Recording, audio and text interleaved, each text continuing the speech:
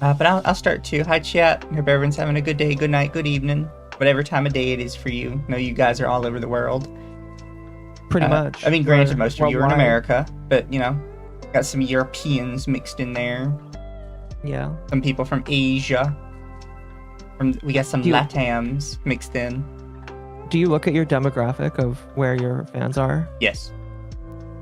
That's cool. I do too occasionally. Most of them are from the US. A few of them are from the UK. It's really interesting. Don't Yes, forget and your some of you unfortunately were spawned in Brazil, so you got the hard mode start. Yeah. Oh, yeah, pretty much. It's really unfortunate and sad. Could be worse though, chat. You could have spawned in Cuba. Very true. You could be spawned in Cuba right when Hassan Piker decided to visit you and throw money on you. Allegedly, he said he didn't throw money on these people, so he might not have actually done it. Which country is your highest? Definitely the United States by a long margin. Well, it's not even close. Definitely. Your country of origin typically is going to be the one that's the highest most of the time. Most of the time. I raid you. Well, thank you for the raid. Thank you. Thank you. Welcome. Could have spawned in Canada. This is true. You could have spawned in Canada. Yes, you did. Thank you for the raid, Pixel. I appreciate that. Welcome, welcome. But chat, even though we do have a little bit of drama to discuss tonight, we are continuing our cardboard crack streams. We are. Because unfortunately, chat, the cardboard crack has hit the VTuber community like it hit the black community in the 70s. Thank you for being a member for 5 months, Professor Keen. Is it right if I airdrop an elf pyre into your stream tonight? Yeah, go ahead, right ahead. That's totally fine. I will say, unlike some people that don't know where to find these cards, you and I kind of got lucky because you told me about the Pokestop that you had, and I was like, okay, I'm gonna do what I normally do with autism and see if I can like locate be more more. autistic about this. And I found 3 different places like nearby me. Well, okay, by nearby I mean the furthest is 30 minutes away, but it's like in a line basically, so I can go on a rotation. And so I was like, I'm gonna do my shopping at 3 different stores today. Fair. And I will say, chat, I get to drop by my machine daily because it is at the store I take my lunch break at. And I have gotten about 5 booster packs of cards from scalpers throwing them on the ground because I guess they're upset that they didn't get what they wanted. So has that happened like again? It's happened a couple times. That's crazy. And they all throw them in the It depends. They'll throw them in the Sometimes they just like leave it on the table, but a lot of times you can tell they like swiped their hand across the table and dumped it in the floor. That's crazy. That's really crazy. I've as I've gone to these stores, I've started to notice some reoccurring characters. And it's just really funny to see people walk up, see nothing, and then walk away. And what's funny is they walk up, and sometimes there'll be like a thing where it's just like, oh, you can buy like a 1 pack, and you can sometimes get 1 to 2 out of there. But then that's not good enough for them, and they'll just walk away. Yeah.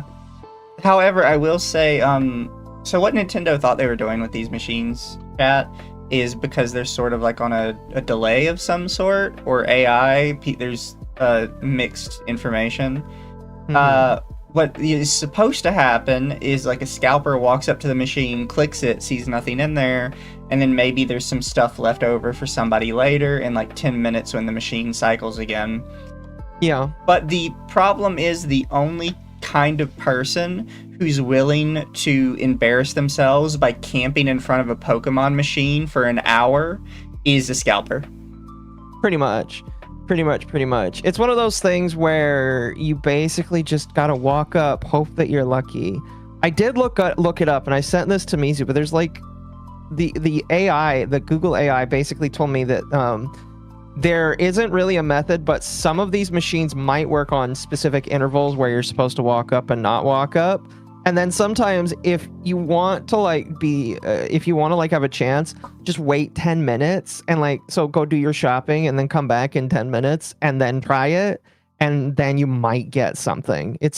But it also says to avoid late nights, period, because during the night after 8 p.m. it just refuses to give stuff out, apparently.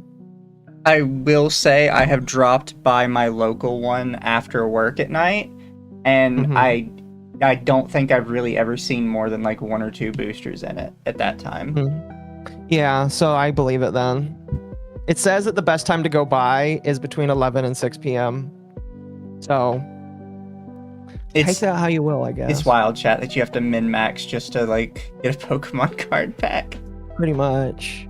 Pretty much. But chat, today we're gonna let Akko go first, but before Akko goes through, I wanted to show you guys what popped up in the machine for me the other day. So I could not find I checked it multiple days in a row and could not find a thing for it, right? I could not find like any of the packs I wanted. I could only ever find the little packs, and I wanted to get one of the boosters because I think me and Akko opening the boosters is probably the best. But what did pop up in the machine was this thing. Oh, gosh. Oh, you like did it up. You made it all look pretty and stuff. Yes. This popped up as one of the only things available in the machine. I'm very sure I ruined some scalper's day by being the person to get this one. Oh, yeah. But... You told me, like, I looked at the price conversion. You save an average of like $30 by buying that as opposed to just buying singles or the 6-pack. So it's definitely the good way to go if you want to get something like that. But I'm not opening all of these on stream. I decided, me and Akko thought about it, and because it is as expensive as it is, this will be my opening for like the next couple streams, depending, right? So we're gonna open up about that much-ish, like 1/4 of it. But if you guys manage to hit my super chat goal before we're done, I'm just gonna double it and open a full side of it. There you go. I've seen real Akko hands. Oh, those aren't my hands. Those were Mizu's hands, chat. Yes, these are Mizu hands. Those are Mizu hands. Where's the main text? And comfy Mizu hoodie that just got out of the wash, so it's super warm. It's that super warm feeling where it's like, oh. Yeah, fuzzy, just slightly fuzzy. 3rd pack on the right has a full art, I swear. Wait, really? Is it always like that? I guess you should open the 3rd one then. Well, then I guess we'll do the right side then. I guess. I know that if I remember correctly, they do basically have a programming how it works. I remember when I was deep into Magic, I was told that when you get a booster box, you're guaranteed a certain amount of each kind of card, which is why booster boxes are so important, because you can guarantee seeing certain stuff. Yeah, fair. Yeah. I mean, I guess I'll see what comes out of it, but it could be a hot minute. Finboy sweater placement. No, this is just a hoodie. I don't have any sweaters right now. Thank you, Lord Kagai, for the super. More packs for the puddle. Hell yeah. Chat, I will say I don't have that many myself. I tried to like go around and look. Oh, thank you for the 5. Oh, yes, you did. I guess real quick, I can also show chat how I autistically set up my cards, because I'm weird about how I do mine. Yeah, go ahead.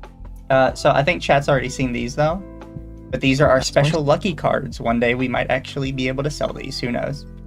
They're really pretty though. At least I think they are. Oh, the lucky. Oh yeah, I still know the guy who has them. So if you want to buy more of them, we can, and then sell them. But at the front, I've been putting like the EX and the full art cards just because they're super pretty. I kind of wanted them up front.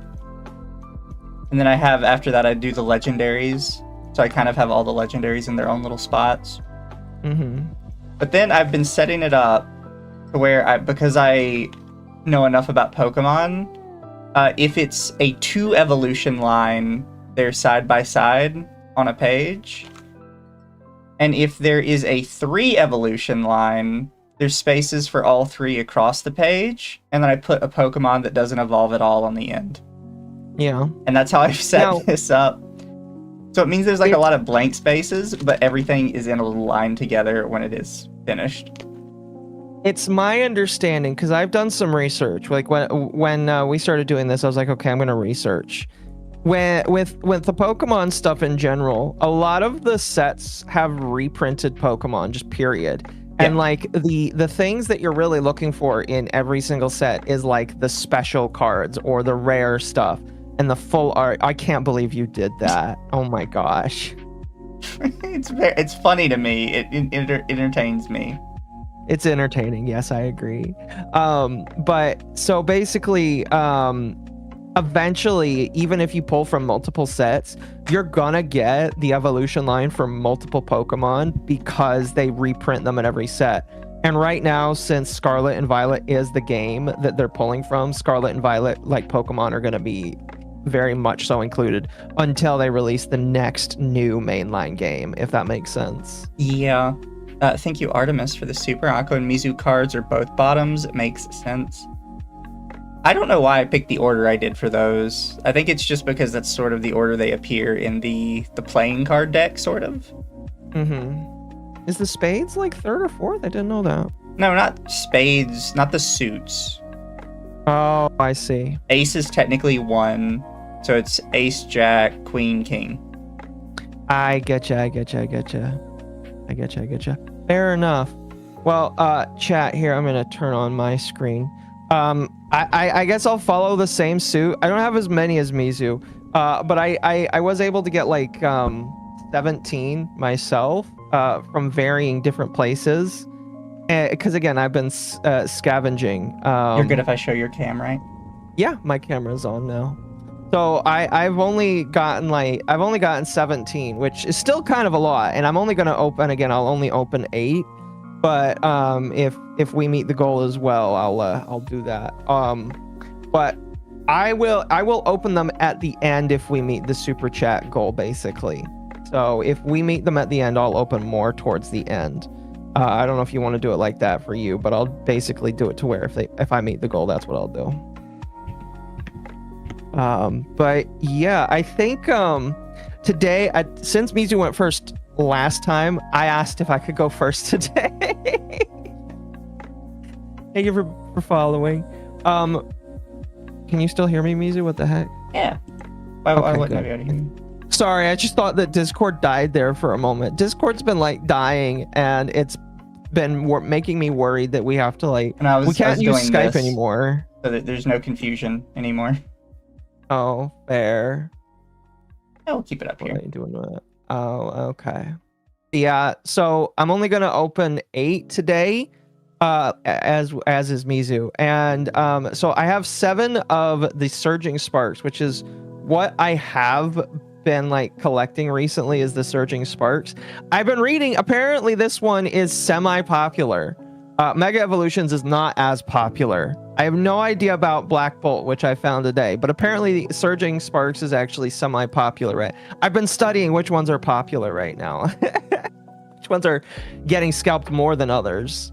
Because apparently some are more or less popular than others. So I am going to open the Surging Sparks first, and then I'll take 1 from Mega Evolutions since I only have 7, and then we'll go on here. And chat, I need to get a better I need to get a mount for my lamp, my camera lamp. I don't have one, but it's on right now. Mizu has nice hands. No, those are my hands, chat. Those are my hands. And actually, can I get this closer? I can. There we go. That's brighter. It's a little bit brighter, chat. Okay. I think I'll just get started. Now, me and Mizu haven't really figured out how we want to open these. Yeah, the other day I was watching a streamer open stuff, and I guess there's streams where people just open card packs and they don't really pay attention to the Pokemon that are in the common stuff. They just get rid of the they basically just kind of get rid of everything except for the rares. So I don't want to do that, and I don't think you want to do that because we want to open everything. And so here, we'll get rid of the energy as well. Just set aside that and the energy. Hand reveal. I've been doing, listen, this is my 3rd or 4th hand stream. What do you mean? My desk is eclectic. I don't know what that means. Also, really quick, chat says, what happened to the Gura desk mat? I just have it set off to the side for now because I want to take it through and do a little washy-washy on it. You want to clean it? Clean off your Gura? Yeah, I gotta get some detergent to do a good clean on it. I don't want to mess it up. A good thing to do. Clean your mat. I need to clean my mat as well because I've had it for a couple of years and I just haven't cleaned it. And so yeah, mail on stream. Oh my gosh. Anyway, let's just start going through these. No chat. It's a girl guy in real life. I am not going to try and sort these until later. It actually took me quite a while to sort the last ones. But yeah, I figure we should just go through. I'll just go through these, and I'm assuming that I'm going to get quite a lot of extras. Cast form. Is that actually the name of a Pokemon? Yeah. Huh. Cast form's cute, and cast form has multiple forms. It has sunny, rainy, and hail, and regular. So is that based off of different elements then? So it can come in like water? It depends what the weather is in game. Oh, okay. And it has an exclusive move that changes based on the weather. You know, now I basically have the evolution line for the Executor. Executor? I don't know how to say that. Executor. Is that I think how most people say it. Good. I've been noticing that they've been throwing in some of these future and past cards in the Surging Sparks. They're Paradox Pokemon. Yeah, they've been... Well, I think that came out in the... I don't know if it was the 191, but it came out in one of the first few sets where they started throwing the Paradox Pokemon. Oh, Fullen, thank you for the... continuing to be a super fan over on Twitch. That's 43 months in a row. Damn, that's crazy. That's a long time, my man. All right, so first reverse is Spewpaw, which is adorable. Ooh. Then the second one is Dawn Fan. I really like that art. And I've got this one already. Terrapagos is the hollow. Terrapagos. Oh, okay. Which I'm pretty sure you have. All right. Somehow you managed to get like 3 Terrapagos. I think I do. I'll have to look later, but yeah, I think that's my second or third one. Castiform, sometimes used in monotype. Okay. Not into hands or feet, interested in the rest. I mean, that's totally fair. Chad, I am just going to start throwing my wrappers on the floor. I'll clean them up later. Another energy. And, all right. Oricorio. Bronzor. Ooh, that's a pretty... I've noticed, by the way, that depending on the set, they change the art style a little bit. This one definitely has more pastel-looking colors for some of the for a lot of the different Pokemon, unless they're like reprints. But I like those. Annihilate, that's a good one. I remember that one. I remember hating that in the game. Xerneas. Oh gosh, I have unfortunately seen quite a lot of art of Xerneas online. Smooch, is that real? Am I saying that right? Smoochum. So in Generation 2, they added baby Pokemon, which the most famous one was Pichu, obviously, which came before Pikachu. Yes. Mm-hmm. But Jinx got a baby evolution called Smoochum. Okay. Mr. Mime would... I don't think Mr. Mime got one in Gen 2, but it would later get one called Mime Jr. Okay. Lisa's... So is this... So I'm confused. These trainer cards, is this actually just the trainer, or is it just like some sort of like an item card? Again, I've never played the game. I'd have to read the rules. Trainer, support, and item cards are all treated differently and can only be used differently. I think you can only use one trainer per turn, whereas you can use as many items as you want, I'm pretty sure. I see. So they're like planeswalkers then. Lisa is important because she helps one of the main characters discover their love for Pokemon Contest, which is why they separate from Ash's group at one point. Okay. Thank you, Archmagos, for the super. Racking mead and listening to the puddle open cardboard crack. I sympathize with the addiction as I am addict to Guild Wars plastic.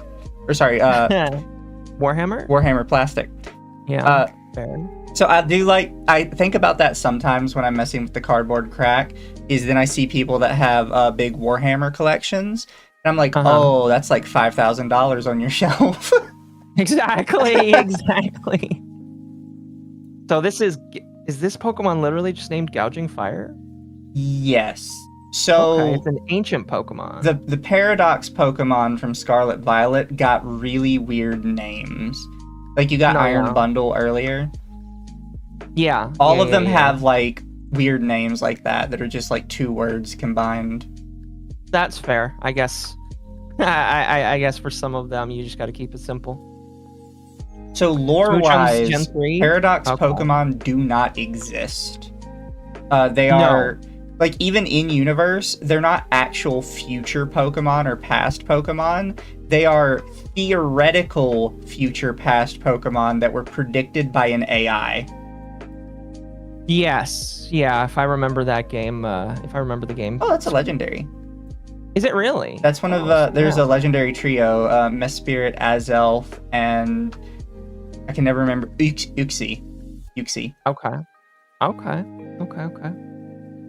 Your hands look like they've got long rectangular palms. Oh, thank you. I think. I don't know what that means, but it's probably some physiognomy stuff. Possible. Scatterbug. Bouffalant. I see they're trying to get French. Who's opening the cards? Right now it's Akko. I have the Akko cam on. Ebass.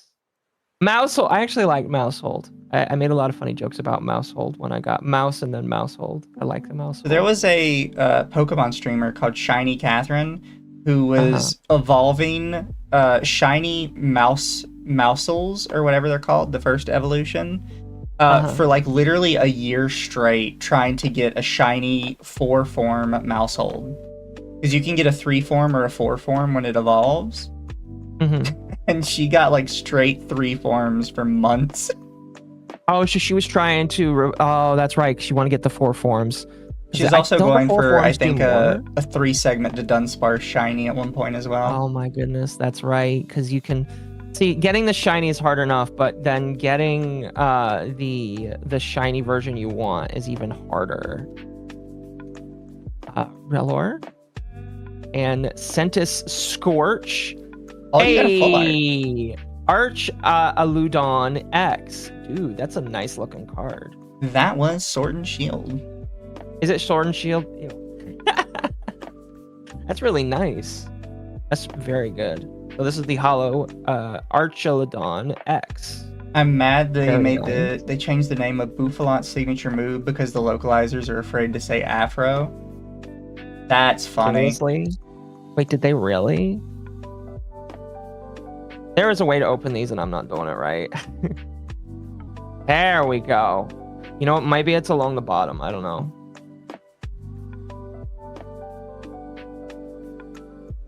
Oh, goodness. Sorry, I'll go a little bit faster. Otherwise, we'll be here all day. I don't mind being here all day. Volcarona. How to get a ghost type Eevee. Kill your Eevee, I guess. Have you found, are there any EVs in this set? I have absolutely no idea. Hey, a Terra Orb. Search your deck for a Terra Pokemon. Oh, that's going to be hard to get because I don't think I even have any Terra. You know, I've noticed that there are very few Dragon Pokemon in these sets. I don't know if that's intentional or not. I mean, like, they are rare, aren't they?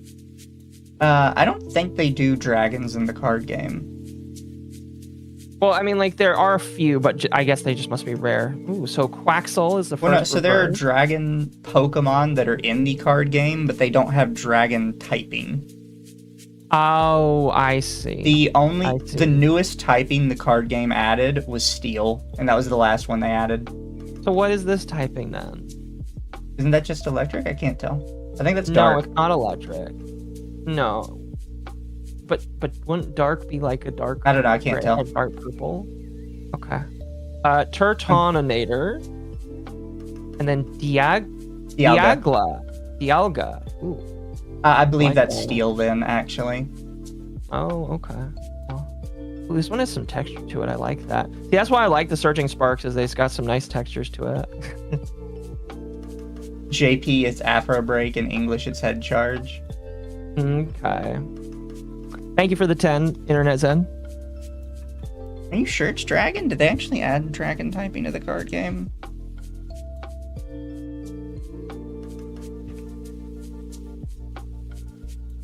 Oh, they did add dragon to the card game.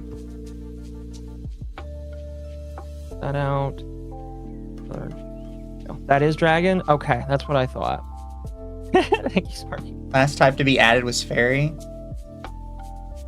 Nothing Bill beats a jelly-filled donut. You know what? Maybe I should get donuts tomorrow while I do my taxes for the rest of them. Hey, Crocolore was my starter. I loved the Croc Pokemon. He was very adorable. Oh, you got Tandemouse. Hey, yeah, Tandemouse. I don't know why, but I always just kind of look. I loved the mouse family because it just reminded me of families, and I don't know. I just thought Tandemouse is the only Pokemon that is directly confirmed in its Dex entry to have sex. I think you're right about that. Walrein. Is this the... Okay, so this is the evolved version of Magnetite. Magneton. Yeah, Magneton, excuse me. Golden Go. I never got this Pokemon when I played Scarlet Violet, sadly. You have to find the Mimic Pokemon, and then you have to find a bajillion Mimic Pokemon because each one gives a coin, and you need 100 coins to make a Golden Go. Oh, fair. Indeed. I thought it was $9.99. It might have been. I don't know. I thought it was 100. I think it is. Indeed. Oh, full art Latios. Oh, shit. Latios. So I got a full art and then a Configaria. I think I have this one already. Yeah. Dude. I heard that this one was like a good one to get. Dude, I like that texture.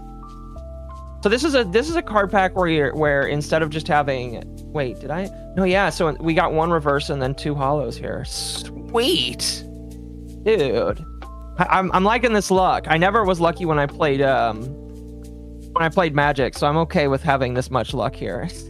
Just because I'm correct doesn't mean I'm right. What am I not right about?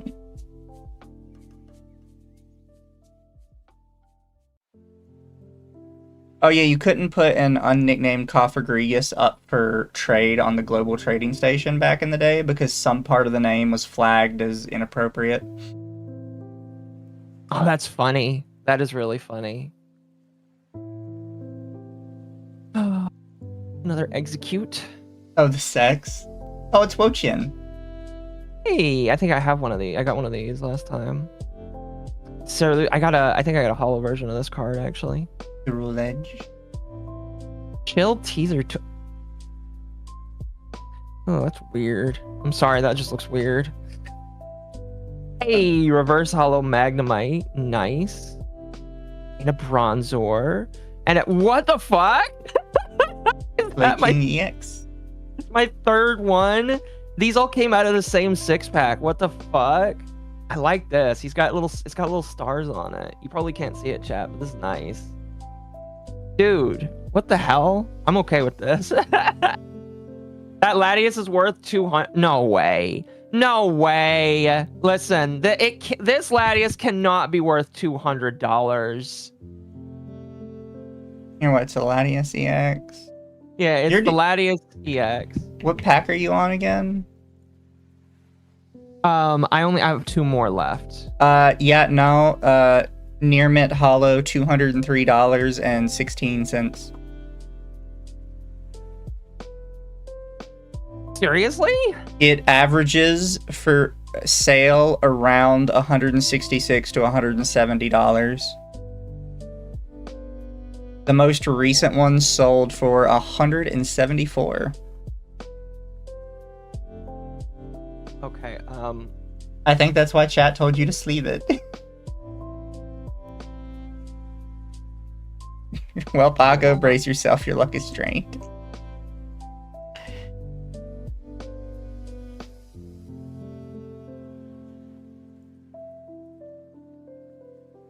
You know what? I have my own sleeves from the Mega Evolution pack. In case I get a special one, I can pull those out.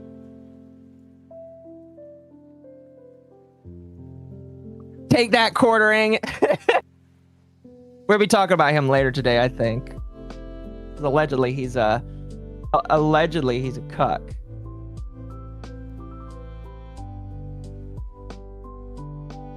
Oh gosh. All right.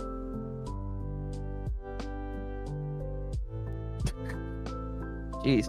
Well, I guess that if I do sell that, that literally just paid for everything that I bought and then some. Yeah, it's a reinvestment. I don't know where I would sell it though. That's the other thing. Oh, shrew. Another Annihilate. Gravity Mountain. Gravity Mountain. Gravity Mountain. I love this Doug Trio. I love the hair. That's not normal on Doug Trio, is it? It's a lowland Doug Trio. Oh, okay. Okay. Scatterbug. Oh, Hey, a Diglett. a lowland Diglett. Yeah, I know. Thank you, Internet Zen. Again, I'll see if I'll take a look at that because that's insane. That is insane. We got Diglett, and then a Tapu Koko. That was one of the 4 legendaries from Sun and Moon. Oh, okay. The Okay, Tapus. All right, so that is all of the Surging Sparks, and this one is the Mega Evolution. And I'll hold, like I said, chat, if we hit the super chat goal before the end of the stream, I will open up an additional, I'll open up an additional 8 tonight if we hit the goal. So okay, so this is specifically from Mega Evolutions here. Let me get rid of the Pokemon Live card. I still need to redeem the cards I have on that game, on that website. Yeah. Because I haven't done that yet. All right, Sand Slash. Ooh, this is a different art version of Execute. Gimme A Ghoul. new art of Gimme Ghoul. I think I have another version. Evil. Hey, a Tinkaton. I actually kind of want a hollow version of Tinkaton. I love Tinkaton. It's next to Clodsire, it's my favorite Pokemon. Speaking of which, I want a Clodsire. I want a Clodsire. I'll let you know if I ever find a Clodsire. Okay. My gosh, it's a reverse hollow. Thank you for the 15. Whoa. All right, let me let that play. Thank you for the 15. Cato.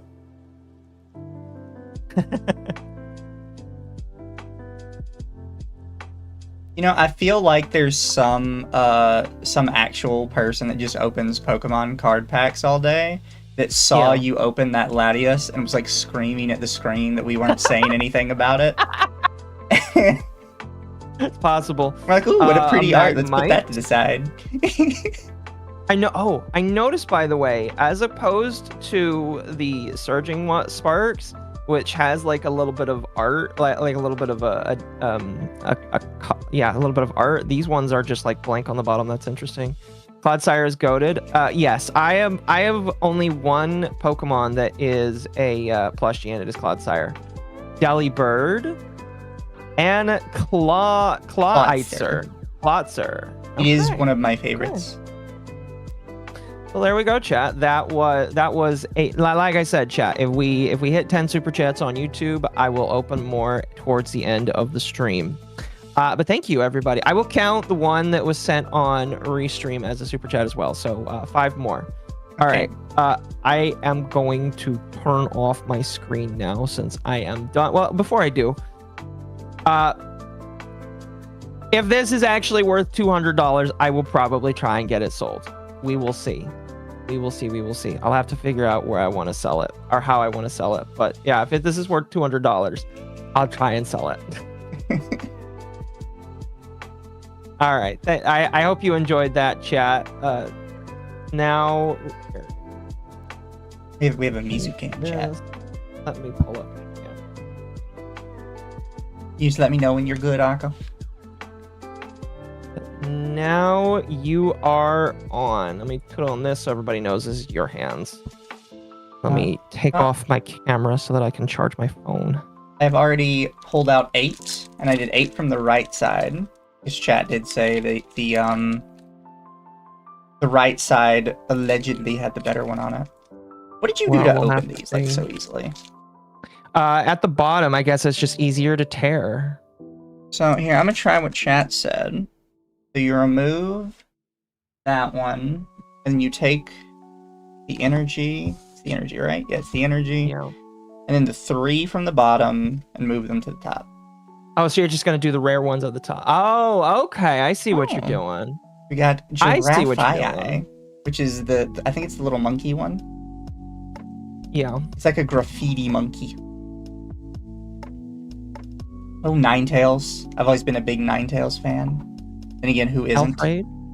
Thank you for the raid, Ava. Welcome. Technical Machine Fluorite. This is something I've seen with the new cards. They didn't have these when I was a kid. They didn't do like technical machines, which seemed to give your Pokemon a new move, I guess. Yeah. When I was a kid, that wasn't a thing. Oh, look, I get a little tandem mouse too. Nice. Oh, by the way, chat, I did fix the camera so I can like hold the cards up and it'll auto adjust.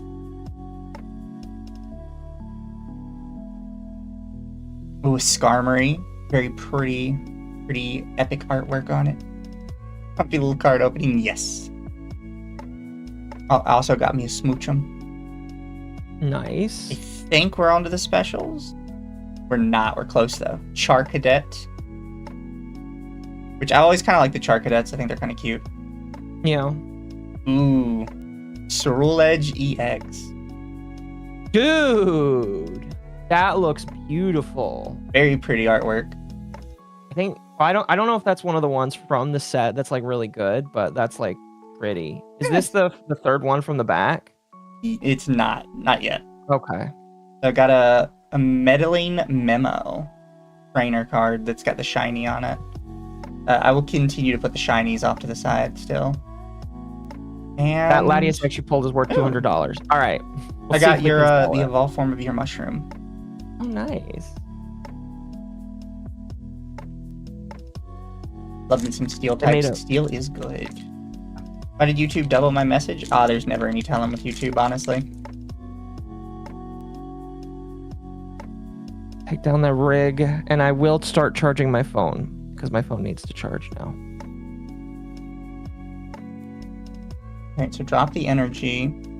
I think here we'll do it this way. So the super special one is the very last one. Or the one that has the highest chance to be the super special. Oh, Azumarill. Azumarill's psychic now? Who decided Azumarill was psychic? Azumarill's like best moves in competitive were always water fighting. Oh, I didn't get a shiny one, but I did get Lycia's appeal. So if I get this card graded and it's a PSA 10, it's worth almost $500. Got a pretty iron bundle. You have to pay for grading, though. I know. I probably might just sell it ungraded. Yeah, mask. It depends how much the grading is, I guess. Sizzlipede. I kind of like, look at him. He's under the porch. The silly little guy. Oh, got a Geraldon. Not the special EX one, but I got one. Oh, Sigilleaf. I actually used to use this one on, what's it called? Smogon, on their battler. Mm-hmm. Oh, we're in the special ones. I got a Slack Off with the shiny details on it. Funny names. I don't know why they do the hollows without the little details on them, because the details just make them look nicer. Oh, I got a Dino. I've actually got a couple Dinos at this point. All of them are hollow. I guess Dino just really likes me. The last one is, ooh, a Tapu Koko. Shiny hollow Tapu Koko. Nice. Fairy's group is psychic. I mean, I sort of get that. Just make Azumarill water. Like, it being psychic would feel super weird. I'm gonna start sleeving all my my super duper cards that I have here.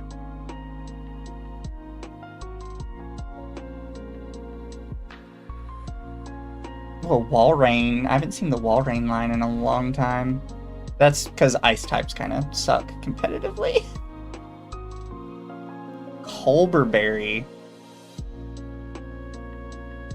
I don't even know what a Colberberry is, and I played like all the Pokemon games. Yeah. Oh, we got Passimian, the monkey that's playing the basketball or football. I don't know which one it's supposed to be. Oh my gosh. Dedenne, our Pikachu copycat of that generation. Literally just looks like a Oh, mouse. Shellos. I love that the Shellos card has both East and South Sea on it, or East.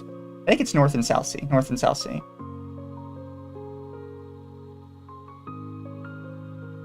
Oh, Have we Stun talked about the Fisk. topic yet? No. Getting close to getting closer to your Clodsire. Yeah. You just pull a Clodsire, I'm gonna Oh, be Fampi. salty. Fampi's always been cute. Goes with the Dawn fan. Oh, the shiny execute. Nice. Oh, the shiny Dawn fan. You go with Literally the Fampi. exact same one as me. And Rabaska. Shiny Rabaska. I'm gonna put that Latias X off to the side here. I don't want anything bad to happen to it. Met Godzilla as a Pokemon. Shellos are holy shells. Well, to be fair, Shuckle is the holy shell. Shellos can maybe be like the bishop. Tell Akko to use tag. What do I'm you guessing mean? that's some kind of grading thing. Oh. That's my assumption. I don't know. I've never heard of tag. Yeah, I'm looking at PSA and they sell your stuff for you, but they want a 13% fee for selling it. Oh, It's Blade in insane. Tauros. Chaldean Tauros.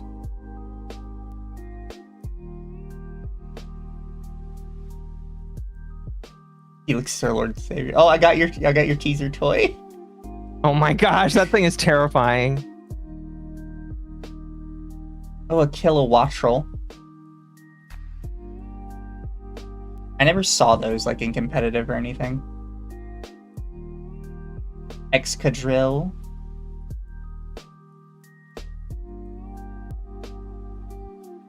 Oh, I got a Wattrel to go with the Kilowattrel. Look at that, Nice. full line all together. Just in what, in one pack or two packs? One pack. An Esper. I've always loved Esper because just look at the eyes. That's very dead inside. I think everybody resonates with Esper at least a little bit. Yeah. Oh, we got our Hag. We're Hag maxing today, chat. Base. Kecleon. Kecleon is one of the ones I actually found that the scalper threw away. Really? Yeah. Oh, I got that's the sad. Rapalocked, which absolutely terrifying going That on is there. absolutely terrifying, I agree. Esper's the pet Hassan had before Kaya. Oh my Last one is a gosh. Cophagrigus Tiny. So far, the Cerule Edge is the best one still. So, you want to know something that's funny? What? I'm looking through my cards. I have the non-full art version of Latias X. I have the full art and then I have the non-full art version. That is hilarious. I'm hoping to get one full art out of this set of 8. Oh, another Yeah. Chaldean Tauros. You always need a couple multiples. You're bound to get at least one This is Eel. in that whole thing. Magneton. Nice. Uxie. This is one of the others to go with your Mess Spirit. So all that's left is Azelf. And you see if the Pixelmon mod is up to date. People use Cobblemon now. Cryogonal. Has a pretty nice art, all things considered. Oh, Trapinch. Everybody's favorite little termite boy. Turns into a Nice. dragon and never got a Mega because they hate us. Kecleon, but not shiny. Ooh, I got the Quaxel. Nice reverse hollow there. I just need the other two. A Dragon Elixir. Heal 60 damage from your active dragon Pokemon. I guess good dragon deck item. And, ooh, I got Gastrodon to go with the Shellos. And it's a shiny little Gastrodon. Nice. Look how cute they are together. They are very cute together. I actually love the Gastrodons. I use them all the time. Mm-hmm. Okay. See dead Pokemon everywhere, Esper. These are the reverses. Cobblemon might be on Fabric. The thing is, it has a lot more mods to go with it, and it has a lot more Pokemon finished. It also just fits in with Minecraft better, quite frankly. It does.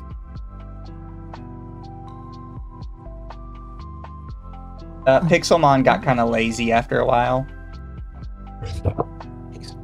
Oh, Appletoon. I don't know why they decided to start doing these apple-themed Pokemon that generation.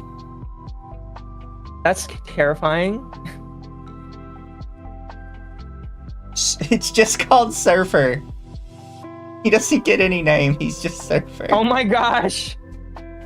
That's amazing. Fuck that guy in particular, I guess. Oh, there's Latios. It has pretty good artwork on it, even though it's not like a full art or anything.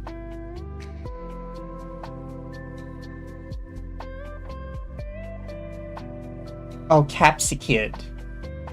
I hate the evolve form of this. It looks horrendous, but this one looks kind of cute.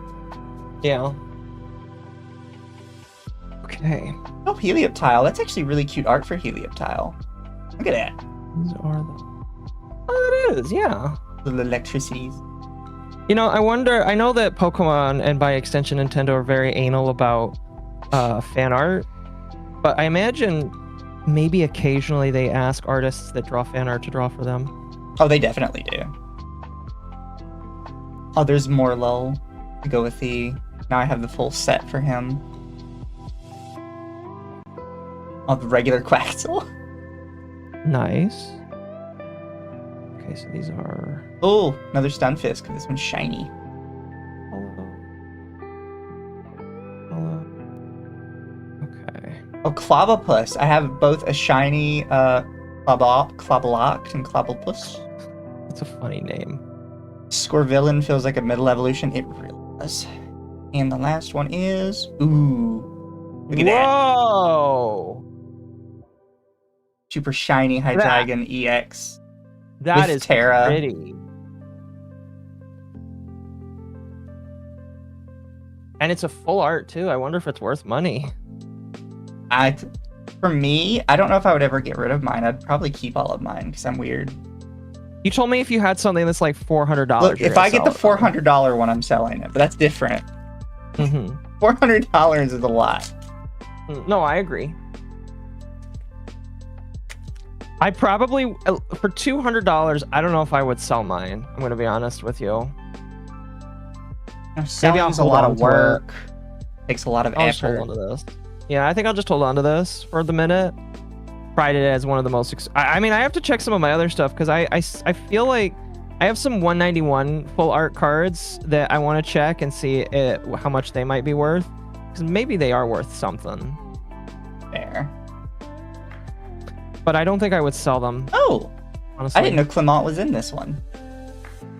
They brought him back. Look at that. Is he a Shota? Yes. Okay.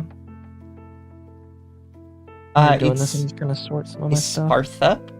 It was their new ostrich one they added. Oh my gosh, that looks terrifying.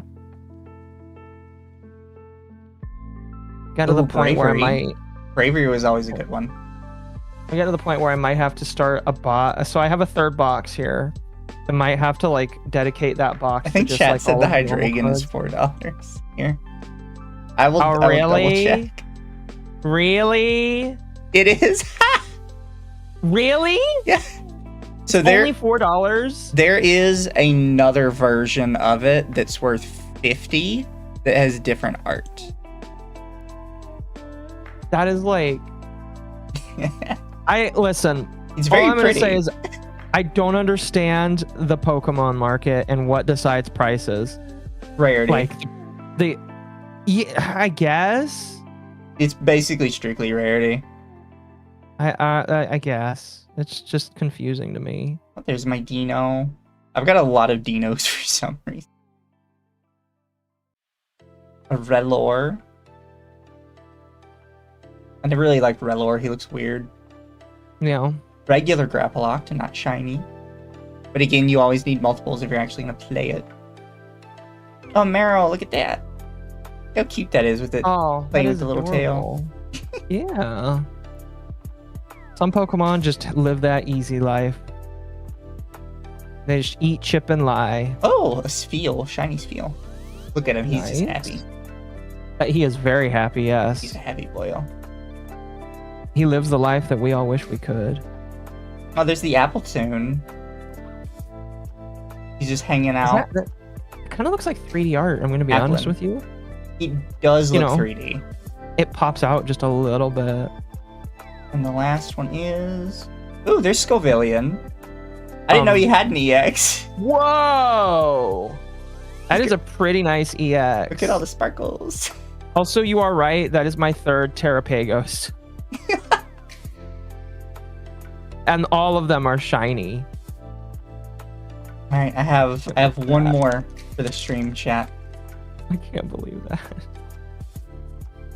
We'll see what we get out of it. Let go.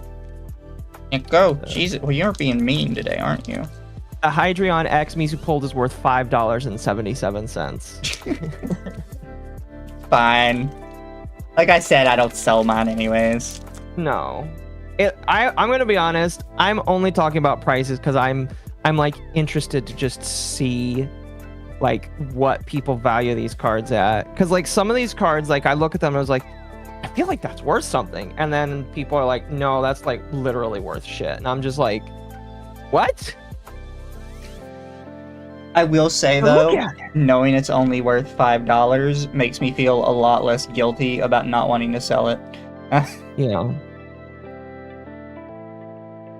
Oh, the memo, which I don't know if the memo is good or not. Ooh, I got a Wo-Chien. There's the art for the Wo-Chien chat. Very pretty art. Nice. I'm glad I got the camera fixed because it's a lot nicer for showing off the art. Ooh. Oh, definitely. Drayton.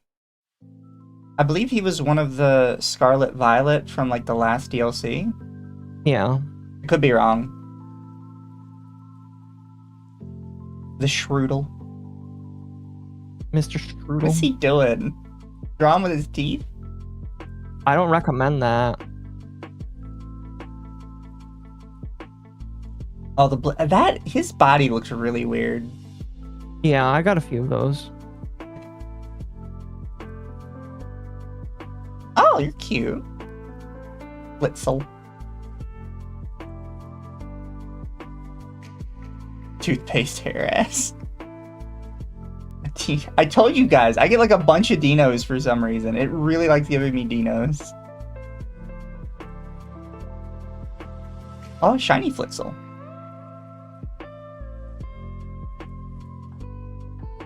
Yeah, I think I'm just going to sleeve all of my full art cards at my EX cards. And the very last one for today, chat. Oh, Landorus. I only need one more of the Cloud Trio. I've got all of them. Nice. Okay. I'm gonna put those chat. I guess my big ones are obviously my Hydreigon, the fancy art, the Cerule Edge. Dude, that is like I bet you that's like one of the rarest ones of the whole thing. And then the Scovillian. Those are my big ones. Okay. I will sort these. But chat, by the way, we're not stopping there. We are going to cover some stuff tonight. Some subjects. Thank you for the headbats, by the way. By the way, the reason they made a apple-looking dragon Pokemon is probably the Scottish Highlands and the Appalachian Mountains are the same mountain range. So they made a Pokemon that represent both dragon for the Highlands and apple pie for the Appalachian. That's kind of cool. Here, I'm going to turn off your camera now.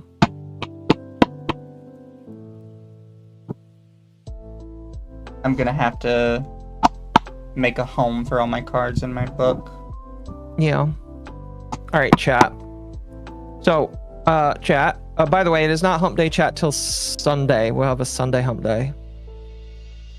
But we have the whole stream ahead of us here. I'm actually gonna ping my server just so that they know what's going on.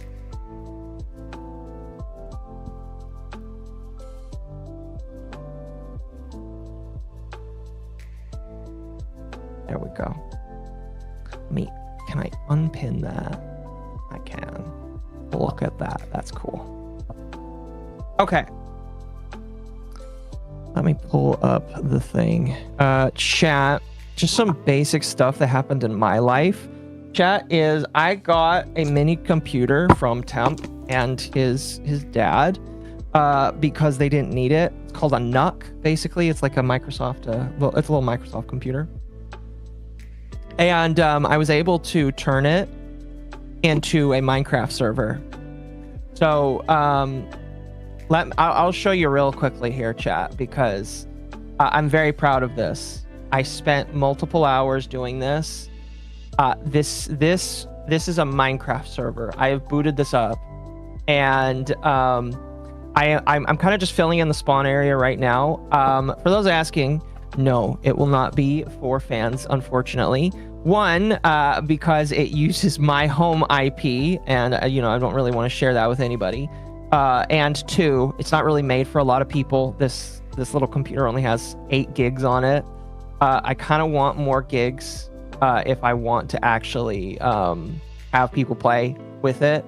So I think in the future, maybe I'll like put together one that has actual amount of data on it. And then if people are members on the channel, they can basically, like last time, if you're a member on the channel, you can come and play and all that kind of stuff. But yeah, I spun this all up on my own. I did ask the internet for some help, but it works. It looks, it's working just fine, honestly. Of dedicated WAM, yes, of dedicated WAM. So yeah, it works. I'm very happy about that, actually. Like, I've never been able to do that before, and it's just kind of like a big deal to me. I might let some friends play on it, but that's about it, Is it 1.12? No, it is 1.21.11. So it has the new Nautilus.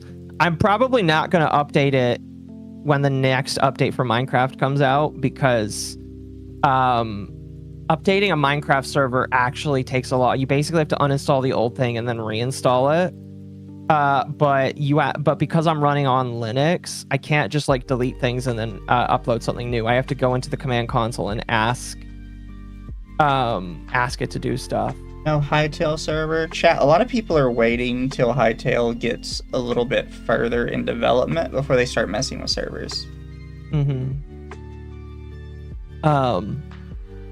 I would like to do that eventually. Well, here's what I talked about this with Mizu. I was like, so I can install a hard drive that has a different game on it, and basically we could install different servers that do different things. Basically, you mean like the mechanical parts update? I don't know what you mean by that.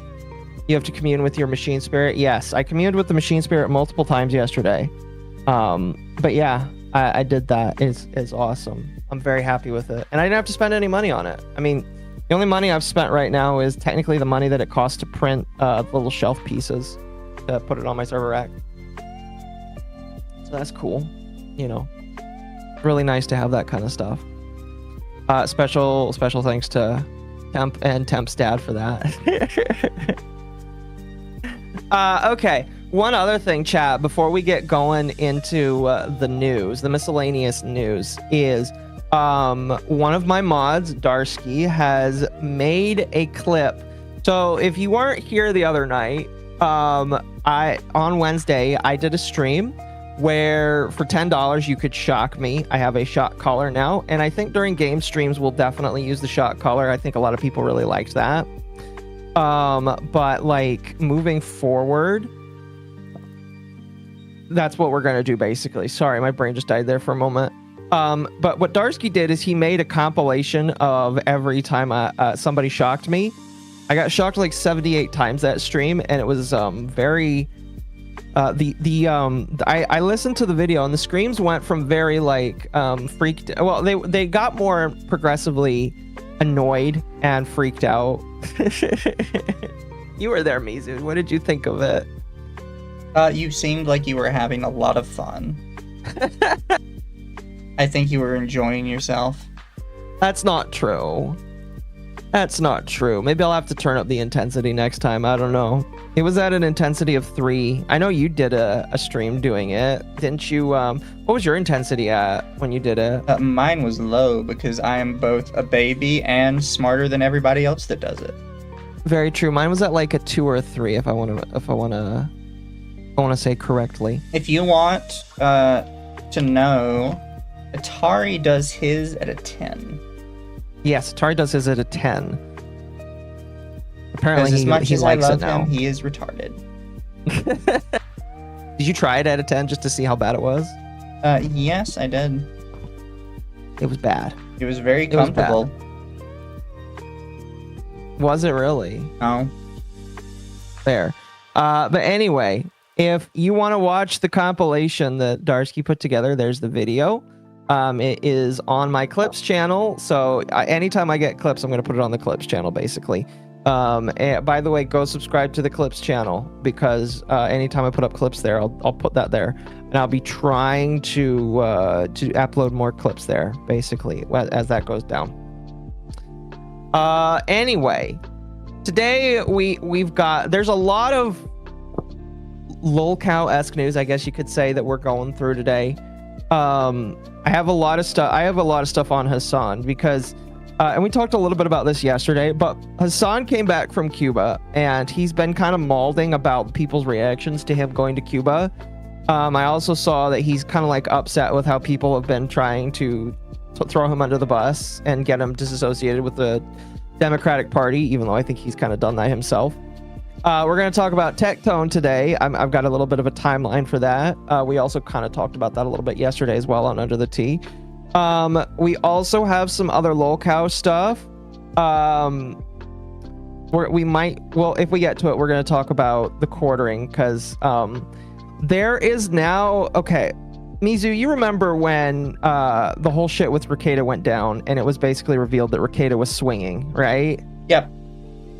So, people might have found out that the quartering was doing the exact same thing with his wife and another guy. Lol. No, seriously. It's like absolutely insane. The Sky Bowl, chat. The Sky Bowl. Although the Sky Bowl is actually a Jewish man. So it's actually really hilarious. So we'll be going through that as well. And we have a lot of other, I have a lot of other just general lolcow stuff that I want to go through. And I think it'll be fun. I'm also like trying to get more GIFs to put on the screen chat when I'm just talking. And so I got a nice little Sam Hyde one here. And then I got a classic Hassan slapping his desk here just because. But anyway, let's jump into the miscellaneous news. I might be the only one that cares about this. Maybe. Because I am like a autistic tech guy now. But did you hear that the United States is planning to ban every router that is not produced in America? I did not hear that, but I wouldn't doubt it. That sounds like something we would do. It is. So, this is like something that on its premise and on its face, I kind of understand why they are thinking about this. I also think it's kind of retarded because here is the thing that I don't think anybody knows. They're banning stuff because parts are basically made outside of the US. Unfortunately, every router and modem and router modem combo, they are all made outside of the US. A lot of them are made outside of the US. So now I should say that if you're worried, no, your router is not outlawed and you can still use your router right now. You're not going to be forced to go buy another one. Yeah. It's just that, well, no, the way it works is they are going to basically ban the import of any more routers into the US, basically. That's what they're planning on doing, is banning that. Now, I have a video from a tech YouTuber that I actually really like watching. His name is Jeff Geerling, and he runs a second channel where he talks about more niche stuff. And he produced a 5-minute video talking about this, and I feel like instead of reading a Verge article, which nobody really wants to listen to a Verge article, I'm going to play his short 5-minute video on this, and we're basically just going to talk about it. So it's a just going forward. Yes. So basically, if you have a router right now, like I have a Dream machine that's sitting on here, chat, and Unify, Ubiquity, they're not made in the US. They're made in China. So, you know, they probably won't get to make any more, although there's a little bit of an asterisk on there. And I think that Jeff is going to talk about that, because one thing that I think a lot of people don't realize is the government makes these laws, but then companies can then pay to circumvent these laws. They do, and this happens all the fucking time. So let's just listen to him here. He's got like a short 5-minute video on it. It looks like they're going to be banning all consumer routers. And if that ban were in place months ago, then this device, which I reviewed on this channel, would have been illegal for me to buy from somebody that's not in the US, because this was made not in the US, even though it's... Go ahead. I gotta fix a thing. No, you're good. You're good. You're good. Tell me when you're good. That work? Yeah, that works. New price hike? All right, you're good. Wait, maybe. Why is it upside down? Oh, I know why it's upside down. It's because of the last stream where you were trying to share your screen. Oh! There we go. Because you had your phone upside down. Yeah, now, well, I wasn't using my phone. I was using a camera, a USB camera. Fair enough. Fair enough. Fair enough. Completely open source, and probably for that reason alone is one of the most secure ways that you can build your own router that provides internet access. Oh yeah, by the way, moving forward, chat, if you are autistic like me, you probably can open source and build your own router using a Raspberry Pi, which is probably what I would recommend if you want something. Like if you don't trust China and if you don't trust all these other companies that could steal your data or backdoor your shit, you basically are just going to have to build it yourself, basically. Through your ISP into your house or your business. But on the flip side, this is for consumer routers, not business routers or something like that. And this law is very confusing for anybody with a lot of technical knowledge, because it basically is saying that you can't sell consumer routers with parts not made in the US or with substantial activity in the device manufacturing that's not in the US. I don't understand it. I don't know why this law... I mean, I'm going to be honest, I kind of do understand. I don't think it's that confusing. They're basically saying if the majority of it is made outside of the US, they are going to ban it, is basically what I've understood from this FCC ruling. Is that from Team Linus? No, he is not from Linus Tech Tips. He is his own tech guy. Was being proposed. I actually watch him more than Linus. I like him more than Linus. From a very strict... Huh? It's still kind of dumb, though. What, the law? Yeah. No, I would agree. Because he specifically mentions that it is not like, because there are business and enterprise level routers that are used in companies. This is only targeting the routers that you and I might buy off of Amazon and the routers that might be given to you by your ISP. So like moving forward, I have no idea, because like I don't know what my landlord is going to do. I don't even know, like I haven't talked to him about it, but it's basically just how are internet companies, because basically, chat, when you get internet, your router is provided to you by your by the internet company. And so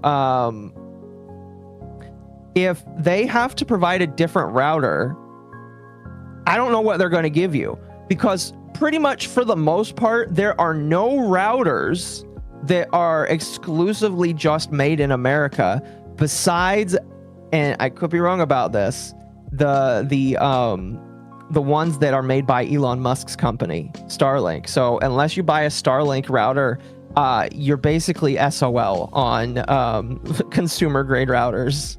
Security perspective, yeah, it's good to know that your supply chain for your parts, like where they're made and who makes them and who touches them, it's important to know that that's correct. But historically, companies in the US would manage their own supply chains, and you would trust or not trust different vendors. And some vendors have had better track records than others. But I think that this just highlights the fact that home labbers like me, who are building our own routers, this is a dual 2.5 gigabit hat for Raspberry Pi 5, and this is a dual Ethernet box from Waveshare that you install a little Raspberry Pi inside, and you can build your own router using open source software like OpenWRT. This makes it all the more important because you can have full control over what you let into your house through the internet, and you have more ownership over it, instead of just saying like, oh yeah, whatever the ISP provides, I'm going to use that. Because I think on one side of the equation, yeah, it's good for security to tighten down where equipment can come from in your home. But on the other side, that tightening down could also mean, hey, more backdoors for the NSA or more backdoors so that different agencies can spy on you and things like that. And I think I mean, I'm going to be completely honest with you. Regardless, they are just going to continue to spy on you. I don't think a lot of people know this, but a lot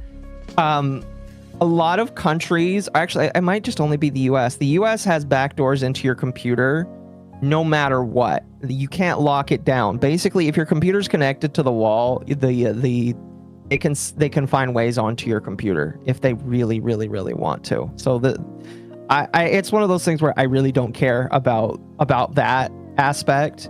Well, okay. I care, but I can't do anything about it, so I just don't care. But the reality is it's too late. Yeah, it's like not making my own stuff isn't going to fix that, basically, because they're just going to be able to get on there anyway, basically. An American citizen who cares about freedom and... No, you really don't have a choice, unfortunately, these days. These companies have been told by the government they have to provide this information, and there's really not a damn thing you can do about it, except just be okay with it. Yeah. The ability to have privacy. I would rather not have everything be controlled through like a state agency who gets to sell things to me and who doesn't here in the US, because none of the routers that are manufactured today will have parts and chips and everything all made in the USA. That's just not possible. And it seems like there's two possibilities. One is that some US company that manufactures some parts of their routers here in the US is going to stand to gain a lot of money out of this ruling.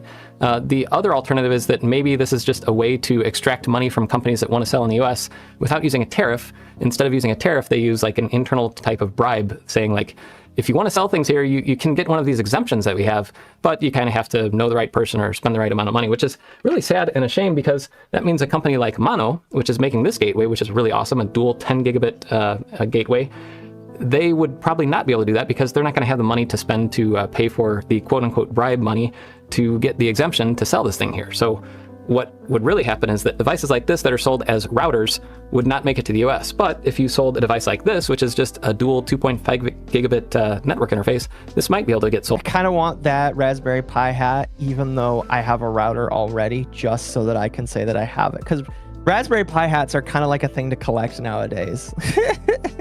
They're like little collectibles. In the US, and then you could build your own router. So I don't know, maybe they could sell this and say, oh, this is just a computer and it happens to have all these ports.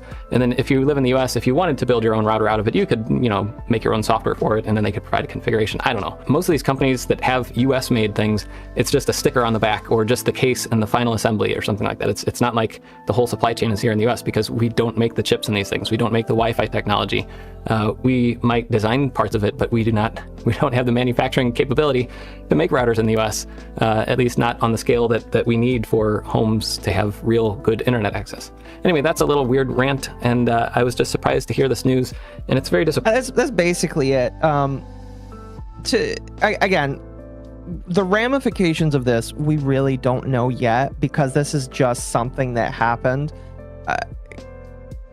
For the moment right now, until companies tell us that they're no longer going to be selling routers in America, we really don't know what's going to happen. But this is just something that I don't think a lot of people heard. I mean, like, this is just one of those little news things that I don't think a lot of people heard of, that basically all routers moving forward are banned if they are not made in America. And so what I think you're going to see is maybe some of these companies start trying to move their stuff to America and then saying, hey, it's made in America.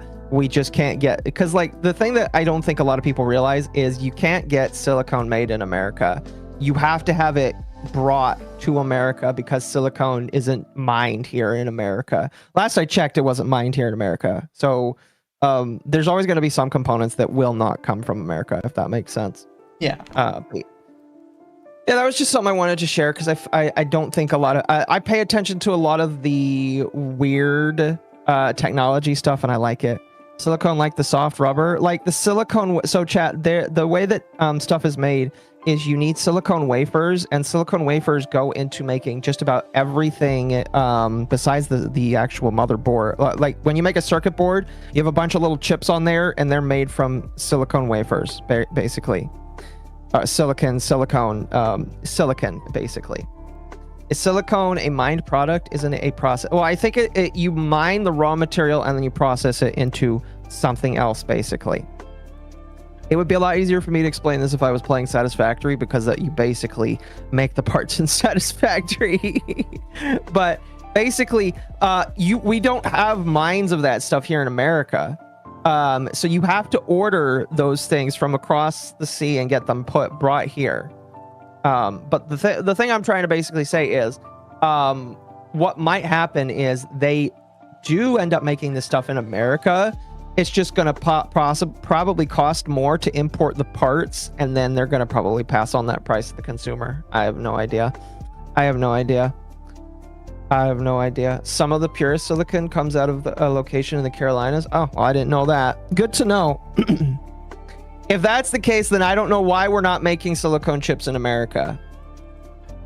Or silicone wafers, excuse me. Maybe Even the horse you rode in on, that's why. I guess so. Never mind then. Anyway, chat. I felt like this was important to bring up. Here, chat, I'm going to restart the music. I was like, why is it so quiet? There we go. Chat, the European Union had another cyber attack.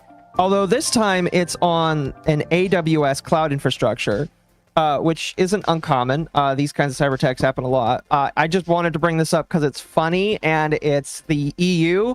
And the EU has been getting hacked quite often. So it's just kind of funny. It's the further processing that is black magic rituals locked up with wizards of TSL. Fair enough. Fair enough. Hello. Welcome. I just want to bring this up because, chat, the EU has been getting cyber attacked a lot. And it's kind of funny. They're the ones that have ID verification on everything. And suddenly everything in the EU is getting hacked. I just kind of find that funny. It's just kind of funny. People warned that was going to happen. You're not protecting against hacks. No, it's one of those things where at the end of the day, I would be less pissed off if all of these government people would stop saying it's for the kids, if they would stop saying that they're doing it to protect the kids, and instead if they said, we're doing this because companies want your data, I would be a lot happier, because then I could at least say, well, if the company admits that, at the very least, maybe I could sue them if my data gets breached. But I don't know. It's just, I'm tired of people saying it's for the kids, because it's not for the kids. It's very obvious it's not for the kids. And I think a lot of them know that. I'm not finding any fucks to give for the EU. I'm not saying you need to feel bad for the EU. Well, okay, listen, we're going to talk about the EU getting a little bit based here soon. We're going to go through this, and then we're going to talk about the EU. But because the EU is actually like gotten based now, I believe, and that's awesome. So, well, you don't have to feel bad for them, but you do have to give them a W here real soon. Now, I'm going to gloss over this and a couple other games related things, because we're going to talk about them on Dogwave, and I know Temp would be mad at me if I just went in depth on these game related things, not on Dogwave. But chat, I don't know if you guys remember, but Bungie sunset a lot of Destiny 2 content, and then it came out in a court setting that they had allegedly deleted it, like it was removed off of their physical hardware. No idea if that's actually true or not now, because on their mobile game... By the way, Mizu, did you know that Destiny had a mobile game now? Yes, it's by NetEase. Yes. I'm considering getting it, because they have said that they're no longer going to be doing gacha on it. It used to be like a very big gacha sync, but now they're not doing gacha on it anymore. So I was like, oh, maybe I'll try it or some shit like that. But basically, one of the raids, in fact, this picture here. Thank you, user, for the follow. Thank you for the follow. One of the raids that's pictured here, I don't actually remember the name of it because I never played this raid. But one of the this raid was removed. Oh, Leviathan, excuse me. This is the Leviathan raid. After this game was sold to NetEase to produce, they brought back the Leviathan, and people can play the Leviathan. I don't know if it's like the full like raid experience. Probably isn't the full raid experience. I'm going to be honest, for a mobile game. But oh no, mobile games over there normally do like full things. Like if you go on Steam and you see any battle royale that's come out of China, 9 times out of 10 it was specifically made for mobile, even though it works perfectly fine on PC. Because they just go like way harder on mobile stuff than we do. Fair enough, fair enough. So yeah, I don't know if this is the full raid for the Leviathan. If it is the full raid for the Leviathan, I know that a lot of Destiny 2 players, probably Temp as well, will be very pissed off to know that content that they said was deleted, yeeted forever into the stratosphere, is just like sitting in a mobile game now. Now, I don't know if they like restitched it together, like they had to make it themselves. I have no idea. But I just thought this was funny to bring up, and all I have to say is, for all you Destiny bros, do you feel like Bungie loves you yet? Do you feel like Bungie loves you?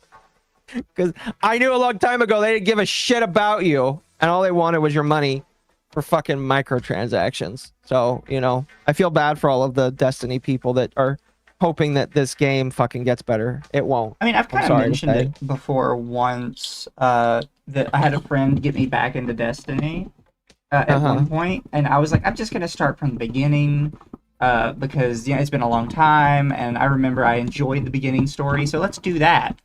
And it started me like where one of the main characters, who was last I checked still alive, is getting shot in the head. Oh, you started in Forsaken. No, that's after Forsaken. That was it was called Dying Light or something, as the giant orb. Oh, okay. If you started in Dying Light, that was when they had removed everything, and your opening cutscene on a new character is Cade 6 getting shot in the head. That's right. That's right. That's your opening cutscene as a new player. Is this character who you have literally zero rapport with as a new player is getting shot in the head, and it's like, you should feel really bad about that. It's like, if I was not, like, I would have no idea who he was if I was starting, like, actually fresh. And that's when I found out that they had basically removed literally all previous story content up until that point. And I'm like, what the fuck? Good chunk of the good story content, and a lot of the worlds that people really love to explore as well. So, come play Warframe. That was like, what do you mean? I paid for all of that. What do you mean it's just not there? Play Warframe. I need to get back into Warframe. I've been sticking off of it for a while, and they've updated the game like and added 2 more Prime Warframes. So I need to get back on and grind that out eventually. Maybe that's something we'll do eventually. But yeah, I feel bad for you Destiny bros, that like all of the content might just slowly get snuck onto a mobile game, and that I don't know, that's kind of funny in my personal opinion. Moving on to not so funny. Did you see this, Mizu? You might want to cover this on Autism next week. An Atlanta-based plastic surgeon is facing malpractice lawsuits for dancing and singing while performing surgeries on patients. This is not the first time this has happened. It won't be the last time this has happened. No. I'm gonna be real. I'm not gonna say anything, chat.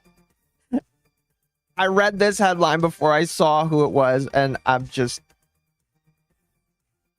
Oh, buddy, wow. I'm just like, woman, why? That, like, this is not worth the TikTok clout, all right? This is...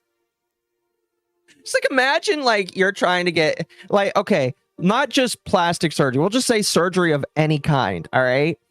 And, you find out that your doctor was just dancing over your body. Look at her, she's like doing dance moves with the fucking scalpel. What the fuck? Oh my gosh, and she's got her attendants just like twerking in the background. The real big question is gonna be, on on her TikTok or whatever, did she actually censor out the patient, or is that something that's being done now by other people to protect the patient? That's a good question, actually. Oh, it says here that one of the lawsuits is claiming that the doctor left a mother with brain damage. Listen, this video is giving me brain damage, so I feel like we need to move on. But this is like, oh, this makes me afraid to go to a practitioner these days. All right, I don't have health insurance because I decided this year I didn't need it. I'm gonna get it probably next year. This makes me afraid to go to a practitioner and have them do things to me, because like, what if I need a like a surgery, and then I just wake up learning that my doctor danced over my scalp with my brain exposed and they were just like dabbing, and I'm just like, what the fuck? That's terrifying. Yeah, that's about where we are with this kind of shit. Mm-hmm. Yeah. We're not gonna watch this video, even though it would probably be very funny to do. You know, did you cover this on Lawtism? No, this came out after Lawtism. Okay, you should definitely cover this next week. We already got it set up. Perfect. Chat. This is why you don't like identity politics too close to the sun. So I believe this is an this is an F to M transgender lawyer who decided to use the trans card in court, and because they were refusing to basically work with the judge, they were held in contempt, and I believe that they were arrested. Yeah, they were arrested. They were held for $25,000. I'm gonna be honest, for a lawyer, that might not be a whole lot. I don't know. Holy shit, that's insane. Chat, don't argue with the judge ever. One of the rules I've just come to understand with court is don't ever argue with the judge.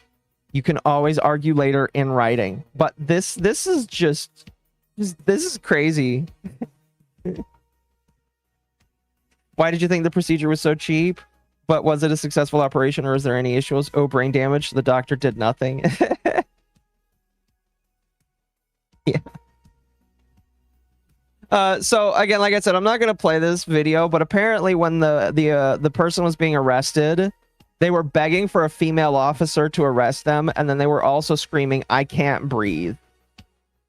So yes, I think they were attempted to use the George Floyd defense.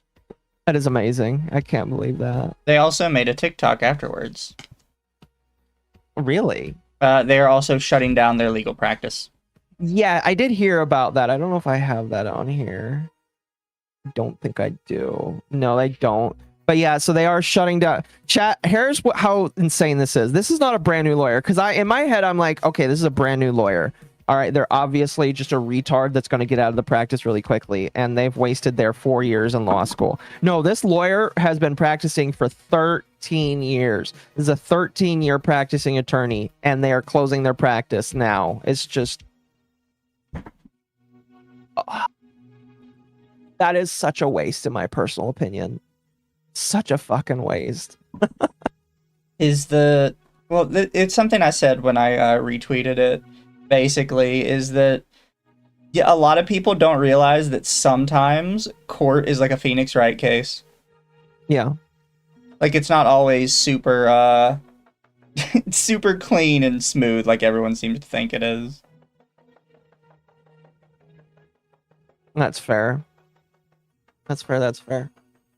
They said Christian stuff on TikTok. Oh boy, that's crazy. I don't know. I just, I'm kind of grateful that the craziness is gonna go down. It's going down slowly, but like this kind of shit isn't acceptable, and I don't know why this lawyer decided to go this way. This.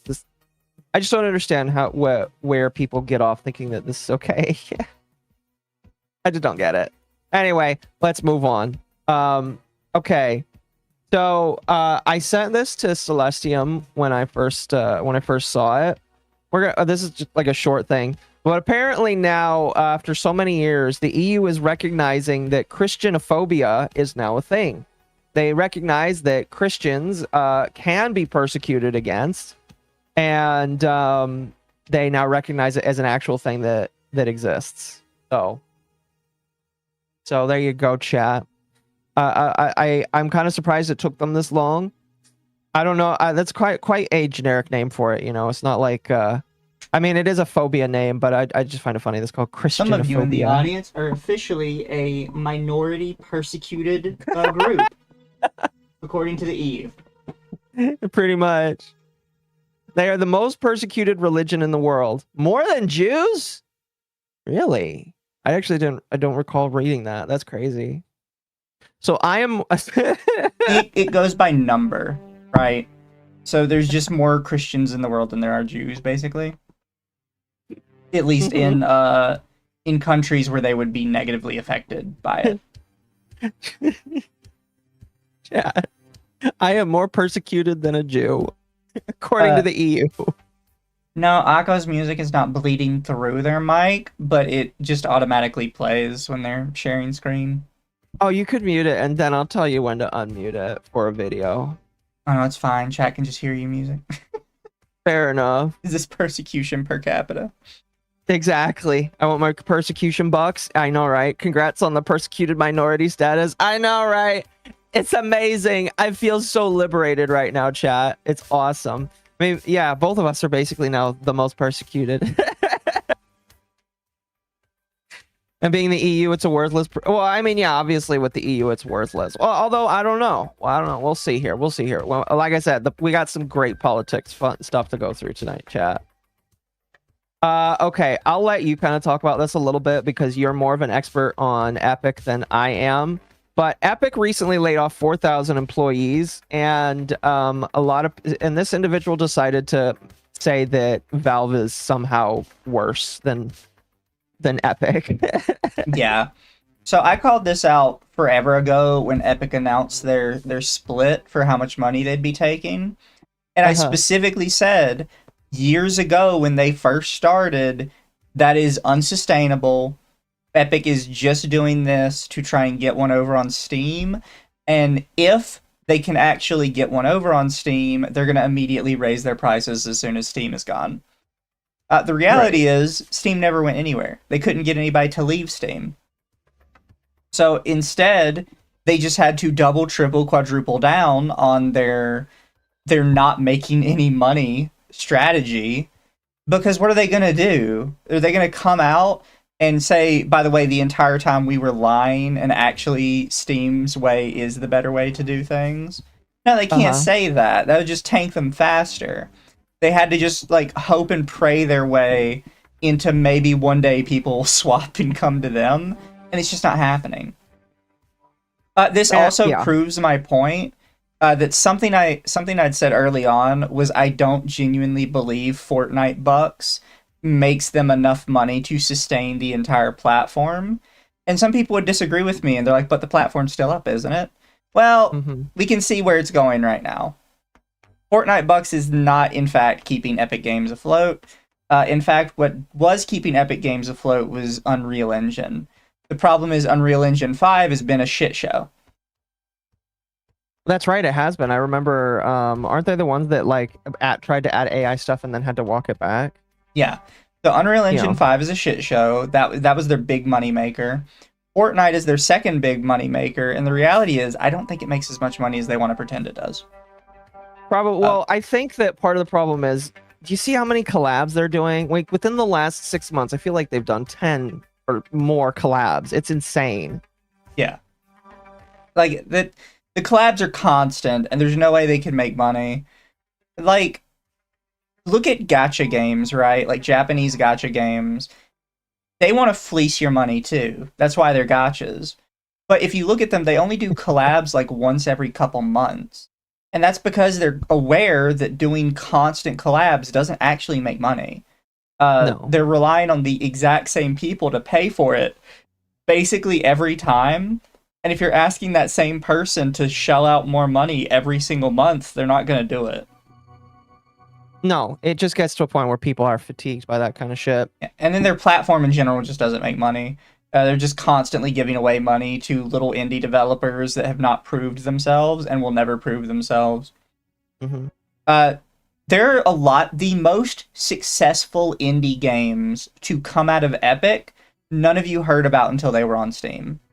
Satisfactory is a fantastic example. I was gonna just say Satisfactory.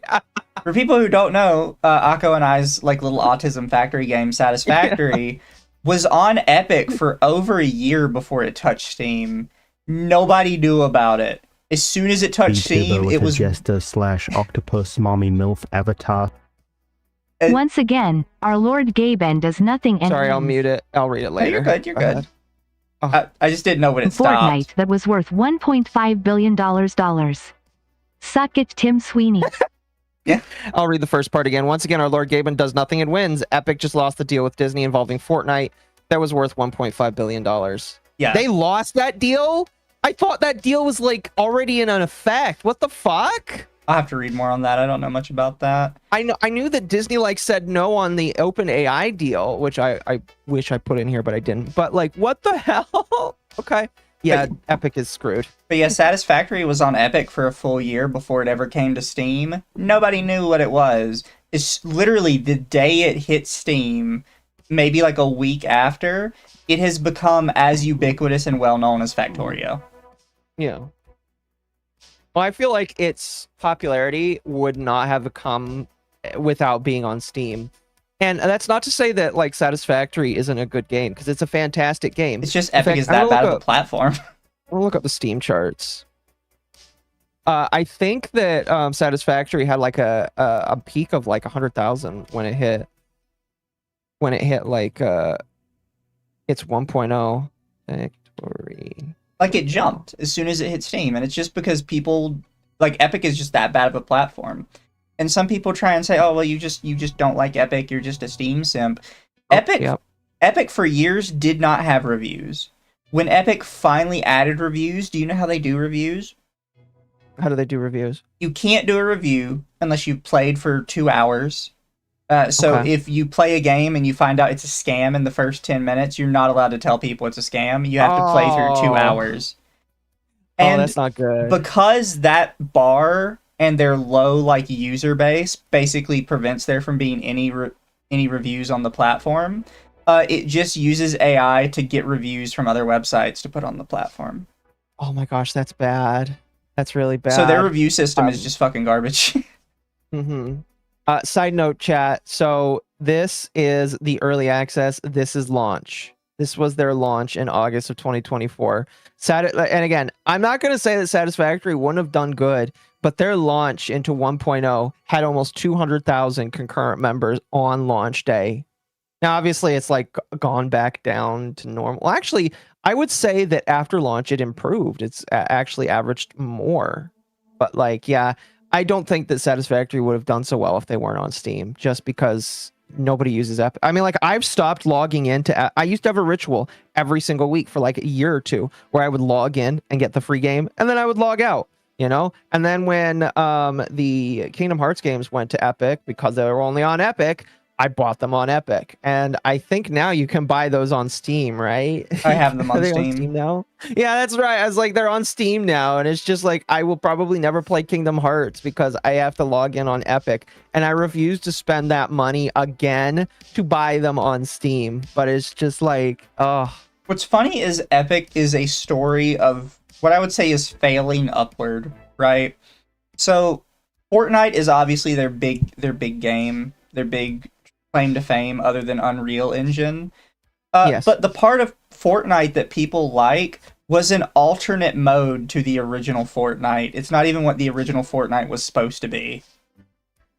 Which, like, again, failing upward. They're just like, oh, we'll just make like a shitty random mode. And it took off. It's what Fortnite became known for. And then for years, Fortnite had build mode. Everybody hated build mode as soon as people got used to it. And it just became like a horrendous piece of shit that made the game unfun to play. So they removed build mode. Now if you go into Fortnite, the no build version of the game gets way more players than the build version of the game. Way more popular because people don't want to build and all that kind of shit. They just want to fight and kill each other. That's the thing. Fortnite doesn't know what people want. They didn't know what people wanted with original Fortnite when they made the Battle Royale. That was an accident. They didn't know that people didn't want the build mode in the Battle Royale. That was also an accident. Like, it's just constant accident after accident for them. If they were any other company, they would have died years ago. You think so? Yeah. No, they're a shit show. That's fair. You wanna know what's funny? Do you know they don't actually own their servers? Their servers are AWS.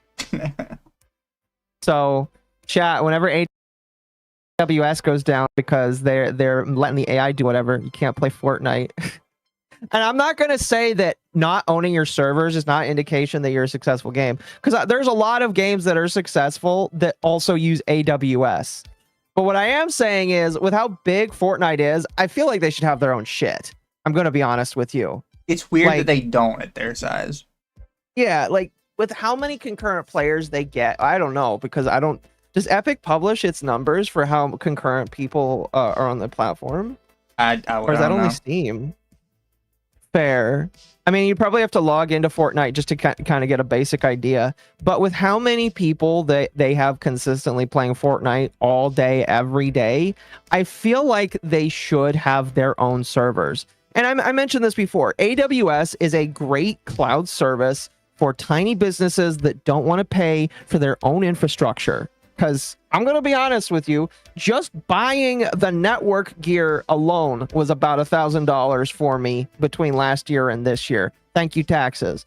But like, there's a lot of other stuff that goes into making that. And like, let's say you're a mini business that like has a boom and you get suddenly like 50,000 people.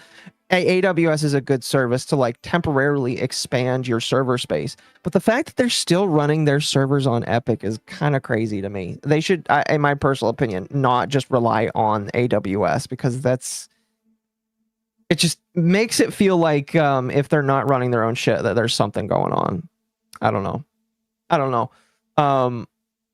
But anyway, I don't understand why this guy was trying to take Epic with their massive L firing people and saying, hey, Valve is still bad. I don't get this. I legitimately don't get this. Like, Valve pays their employee, like, they have, is it actually 350 employees? Jeez, they have some of the highest paid employees per employee in the company. They're very well compensated, and the owner of Valve has like research boats. So I don't know why he's hitting on Valve. Like, out of all of the companies in the world that really suck, Valve is a company that like objectively is just pretty good, you know, just flat out.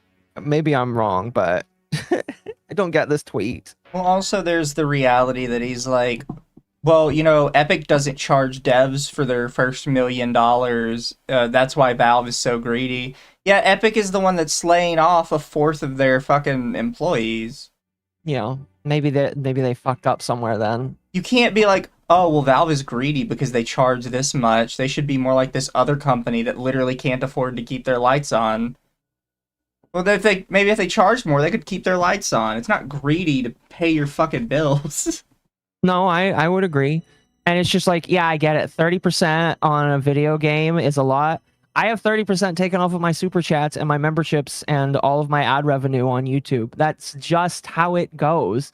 You know, the company that you use for free basically has to take money somewhere so that you can continue to use it for free. That's technically your tax that you pay for it, but you know, it's whatever. Yeah, Chad, it's like with Bishojo. How are you making money? Exactly. Because $1 million is a lot for an indie game. Most indie games are never going to make it, which means they're just mindlessly supporting them for free, which would be nice, but you don't have money to actually do that. No. And it's like, there are a lot of games these days, at the very least, that you see that pop up and do really good. And it's just like, oh my gosh, here's this indie game that came out of nowhere. There's not, like those games are great, but they're like very far and few between. It's not like we're getting games that sell hundreds of thousands of copies at $10 each. At $10 each, you have to sell hundreds of thousands of copies before like Epic decides to actually start taking money. So like some of my favorite indie games probably never made anywhere close to 1 million sales. No, they're great games. I think they're wonderful, and I'd like more people to buy them. But you're just not going to make that amount. No, pretty much. Like, what was it? It was with, I think Marathon came out. People were running the numbers, and at max, Marathon sold like 5 million copies. And that's from a AAA development studio. And I heard that they have to sell like 2 to 3 times that in order to break even on Marathon. Yeah.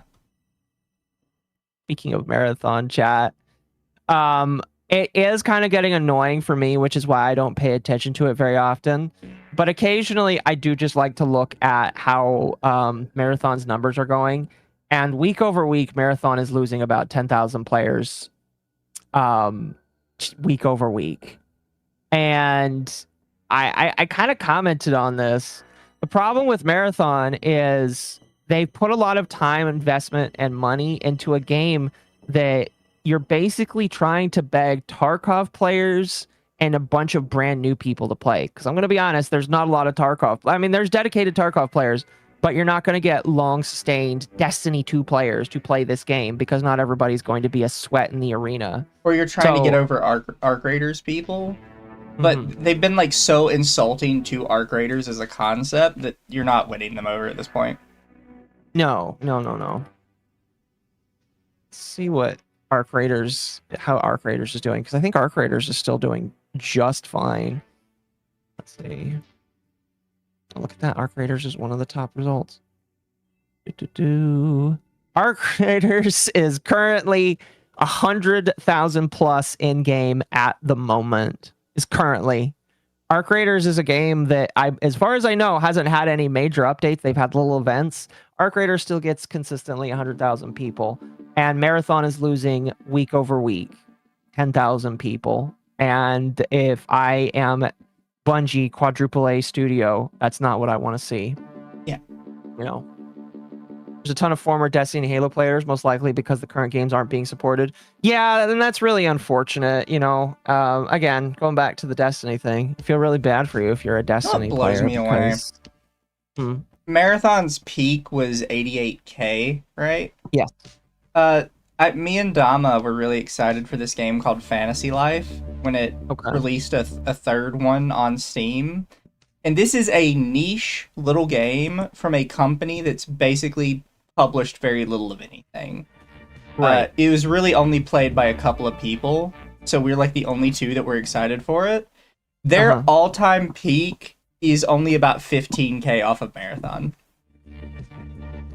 Really? Their all-time peak is 65,000. Oh no. Oh no. And it was just a niche little game that like me, Dama, and a couple other people were interested in. You don't see anybody talking about it online. Yeah. And it's absolutely almost smashed Marathon. It got really close. That's crazy. Fantasy Life was very fun. Oh, yeah, Fantasy Life is great. I love it. They added me in Warframe. I don't know what you mean by that. Anyway, we'll move on from this, but yeah. So Epic Games laid off 1,000 people. That's not good, in my personal opinion. If they had 4,000 in the beginning, laying off 1,000, that's a fourth of their group of people. And Fortnite, it's basically like Kick and Stake, because Stake is funding Kick basically, and it's just like if Stake ever goes down, that's basically what's going to happen to Kick. So the duality is just, maybe, I don't know, maybe they need to get into gambling. I don't know. I don't know. What really needs to happen at this point to save Epic is Unreal 5 needs to start seeing mass adoption, which it's not. Apparently companies really don't like it, and apparently it's very difficult to work with. That's what I've heard, yeah. Or Fortnite really needs to take off. But the problem is, I think they probably lost a lot of following to Arc Raiders. Because I've said this before, extraction shooters are literally just more hardcore battle royales at the end of the day. Yes, they are. They are, yes. And I honestly think they're probably losing some of their player base to stuff like Arc Raiders. Why would you say that? Just because it is more hardcore and people want a challenge? No, I think Fortnite's just kind of getting old at this point. Like you can only coast on what you are for so long when you get older and older. Mm-hmm. I mean, I would agree with you on that. Yeah, that's fair. Fortnite Epic also hasn't really like they add sort of new mechanics every season, but they're basically reskins of old mechanics every time. Like it's never something truly new. It's something No, I would from the agree with you, last yeah. season, but with a new skin on it. I seem to recall when I played with Leaflet and Celestium, one of the new mechanics was, I think the respawn thing was semi-new, but like one of the mechanics was literally just the Kill Bill sword from the movie Kill Bill, and that's it. It's like got special little flare and animation, but it's not much different. So it's just like at some point you got to add something that's completely new, otherwise people are gonna like Yeah. go not like it. Fortnite is for boomers and 3-year-olds. Chat, boomers and 3-year-olds. Like, it can be fun to play, but it's... God, how long has it been out, actually? What, Fortnite? Yeah. I think it's been over a decade now. 2017, so it is coming up on a decade. Really? It's not a Oh, wow, that's crazy. The Battle Royale specifically released September of 2017. Okay. So we've got a year and some change, it seems like. That's fair. It's coming up on 10 years old, and I'm not sure their base is as interested in it anymore. We'll have to wait and see. Because I don't even think, what is Ninja doing these days? Because Ninja was like one of the big guys Ninja was that playing helped Arc Raiders last I checked. Oh no, Oh, he's playing Arc Raiders. He's also playing JRPGs for some reason. Mm-hmm. I guess he got on like a JRPG kick, and he was playing a bunch of those. Because he was one of the ones I checked when the burnt peanut stuff happened, and I was like, oh, what does Ninja's shit look like? Which is how I found out that Ninja like fell off really fucking hard. I mean, when you stop playing the thing that you're known for or streaming the thing that you're known for, and people don't like your pivot, yeah, that's definitely going to happen. And he pivoted, and everybody left. His last couple streams have all been Arc Raiders. For the last 2 weeks. Oh, this is funny. Arc Raiders, Marathon, Arc Raiders, Marathon, and then he goes back to exclusively playing Arc Raiders for the next 2 weeks. That's hilarious. So he did like 2 marathon streams and then immediately dipped. I mean, I don't blame the guy. Is the Burnt Peanut playing Marathon still? I know that he, a lot of people think that the Burnt Peanut was paid for to do Marathon stuff, and he was really upset when people said that. Halo, Arc Raiders, Sea of Thieves, Path of Titans, Counter-Strike, Fortnite. God, when was the last time he actually played Marathon? The 14th of March was the last time he played Marathon. Really? Never mind. Maybe that's over. By the way, did you hear that allegedly Marathon is paying people in India to do fake reviews of the game? No, that's something. I just believe every game does that. I don't even think that's like a... No, that's fair.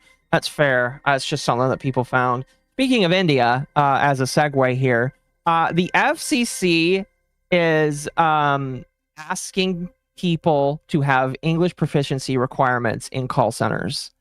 And all I'm going to say, as somebody who used to work for Amazon and had to call Amazon support at least once a day because there was something wrong with the delivery that was out of my control or the customer's control, I am all for this. All right. I am all for this. I am all for having a human American that actually knows how to speak English that can help me with my problem. I am fucking done trying to understand what the guy on the other end says. Really quick. Just want to be real. Thank you, Tella, for the super. Behold an example of why market dumping does not actually work in the long run.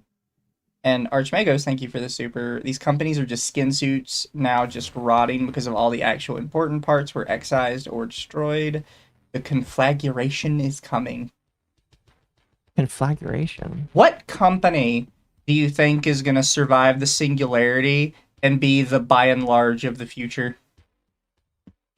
Probably still Amazon. You still think it's going to be Amazon?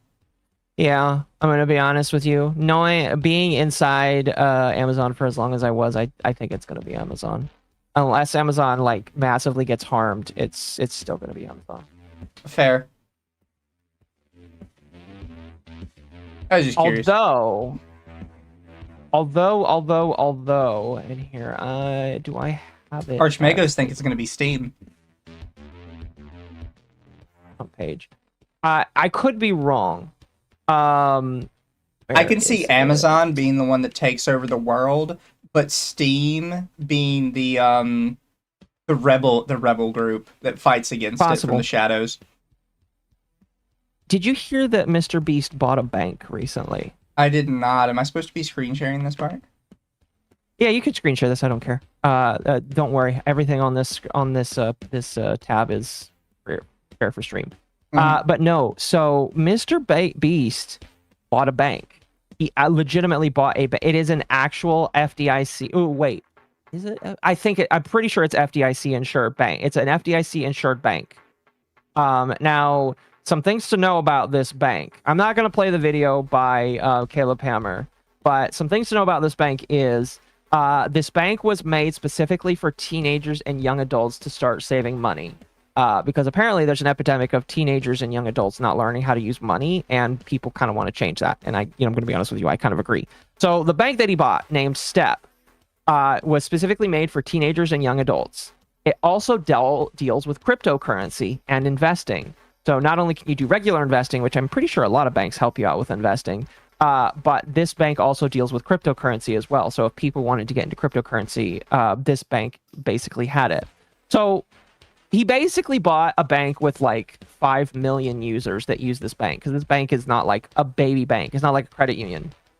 It's got 5 million people that are actively on it, and they are between the ages of like 14 to 21 or like 14 to 30, basically. So, you and I could both be wrong, and it could actually be Mr. Beast that becomes the buy and large. I don't think he would. You don't think so? You don't think he's popular enough anymore? For some reason, I feel like Mr. Beast is going to implode one day. Probably. But what do you think it's going to be? Like, if Chris Tyson wasn't enough to implode Mr. Beast's career, what do you think it would be? Because I know it's going to have to be him himself. It's not going to be somebody in the company. Well, you got to think with the Chris Tyson thing, a lot of people can kind of brush that under the rug. As well, it's not him. Yeah. Not actually Mr. Beast. It's somebody else. Pretty true. Pretty true. I do think his reputation was harmed a little bit from that, but I didn't think it was going to ever be enough to actually like push him off the edge. But what do you think? What do you think he's going to get called out for? It's probably not going to be racism, because he's already been called out for racism. Probably not going to be for transphobia, because he's already been called out for that. What kind of scandal do you think he's going to be caught up in? I have no idea on that one. No idea. I don't think it's going to be a scandal. I think he's just going to like fuck something up really hard, and it's going to be like pressing delete on an important file in your computer. Like, it's just you do one wrong thing and it's just gone. And there's nothing you can do to get it back. Fair enough. I don't know. The thing with Mr. Beast chat, and I don't really care that much about it. I used to like Mr. Beast because it felt authentic. And then I've discovered very quickly it wasn't authentic. But I liked Mr. Beast partially because I studied how he did the algorithm, and he's right, basically. Oh my god, she's got milkers! To the 5. Huh, Mr. Beast potentially doing something positive? Why do I feel like there's something else afoot? But I'm trying to be optimistic on such things. Yeah, I don't know. Him buying a bank is weird, in my personal opinion, because again, he's buying a bank, FDIC insured bank. It is probably going to be reinvented to Beast Bank. I have no idea, but it's just weird, I don't know. But this was just sent to me. Thank you, Zuggs and Wayne, for bringing this to my attention into the chat. This was published about 2 hours ago from Pirate Nation. I guess a U.S. court has approved a class action against NVIDIA and its CEO. Because allegedly NVIDIA hid $1 billion in sales from crypto miners in 2017 and 2018. So I don't know how far this is going to go in the court system. This is a lawsuit literally against the biggest company in the world right now, $1 trillion company. And I do not say that lightly. It is a $1 trillion company. But yeah, that's interesting. Don't know. Well, I'll keep a close eye on that, because anything having to do with NVIDIA is interesting to me. No, the more interesting one happened the other day with them getting caught sending stuff they were supposedly making for the U.S. government overseas to... I didn't hear about that. Did you not hear about that one? No. I have to see what I did company it not. was, but one of these companies was building AI servers specifically for the US government with the US government's money. And apparently an inspection went by to see how things were coming along, like a surprise inspection, and showed up to just an empty warehouse. Oh, that's interesting. So they started doing some looking, and it turns out they had taken all of the money, built the servers, and then shipped them off to China. Wait, I think I did hear about that. It wasn't Nvidia, but it was some company. It was like some game company, and the CEO was like caught up on it, and it was really bad. I do remember hearing something about that. On the topic of AI, and I know you probably heard about this. I didn't have anything brought up, but did you hear Google came out with an AI that is way more efficient with its memory usage, and it actually takes 5 to 6 times less memory or RAM to do its computations. So a whole bunch of RAM companies like SK Hynix and Samsung immediately lost millions of dollars in evaluation in like a matter of minutes. Because the demand just went down by 5 times. At least publicly, Well, okay. That's what they thought. So I'm going to tell people right now, price is not going to go down immediately because what ended up happening is these companies that are going with AI, specifically SK Hynix is the one I believe that is no longer doing consumer RAM. They have already agreed to and sold the RAM for like the next year to these AI data centers. So it doesn't matter if these AI data centers no longer need this much RAM. This just means that they're going to use less of the RAM that they just bought. And it means that they can conserve their money when time comes around to build more AI data centers in the future, basically. So prices can't come down yet because there's no product for the prices to come down on. I found my thing, by the way, and I see why I thought it was NVIDIA. Because the AI servers they were making were using NVIDIA GPUs. Yes. Yep. The company itself was Supermicro. And apparently what they were doing is they were making them, they were sending them to actual US businesses in Southeast Asia, where they were then putting them in unmarked boxes and smuggling them to China. Yep, that sounds about right. That sounds about right. Yep, I remember that. They staged thousands of non-working replica servers in different warehouses. That's a lot of work. Oh, that's hilarious. They fleeced the US chat. government for at least $510 million. That's not a lot of money to go to jail for the rest of your life for. I'm going to be honest with you. It's one of those go to jail things for at least like $1 billion. I could see you doing this to like NVIDIA themselves, but being like, yeah, we're going to do this to the US government. What were you fucking thinking? Oh yeah, some of these people are retarded. You could probably get away with that from some other country's government, but not the US government. I'm going to be honest with you. You don't touch your boats, you don't touch the boats, and you don't touch the money. Those are your two rules. Exactly. Your tax dollars at work, literally your tax dollars at work being shipped away. But yeah, so when it comes to RAM, it's not going to come down immediately, sadly. Well, because they still have the orders in. They're not canceling the orders. They're committed to them. Well, as far as we know, they're still committed to them. Anything could literally change in the next 6 months to a year on that kind of stuff. So yeah, that all of the, and I have to be specific here because I think some people need to understand the RAM that AI data centers are getting. The reason why it is so expensive, because you can't use the RAM that they are getting. The RAM that is specifically being made for AI data centers is not made for consumer level work unless you're going to slot it into a server to do AI computations yourself. The reason why it's so expensive is because they are taking all of the RAM chips, literally the individual chips that have to get soldered onto the RAM PCB. That is what is getting taken and so expensive is basically it. So what you're waiting for is for these people to no longer need those RAM chips for the prices to go down, sadly.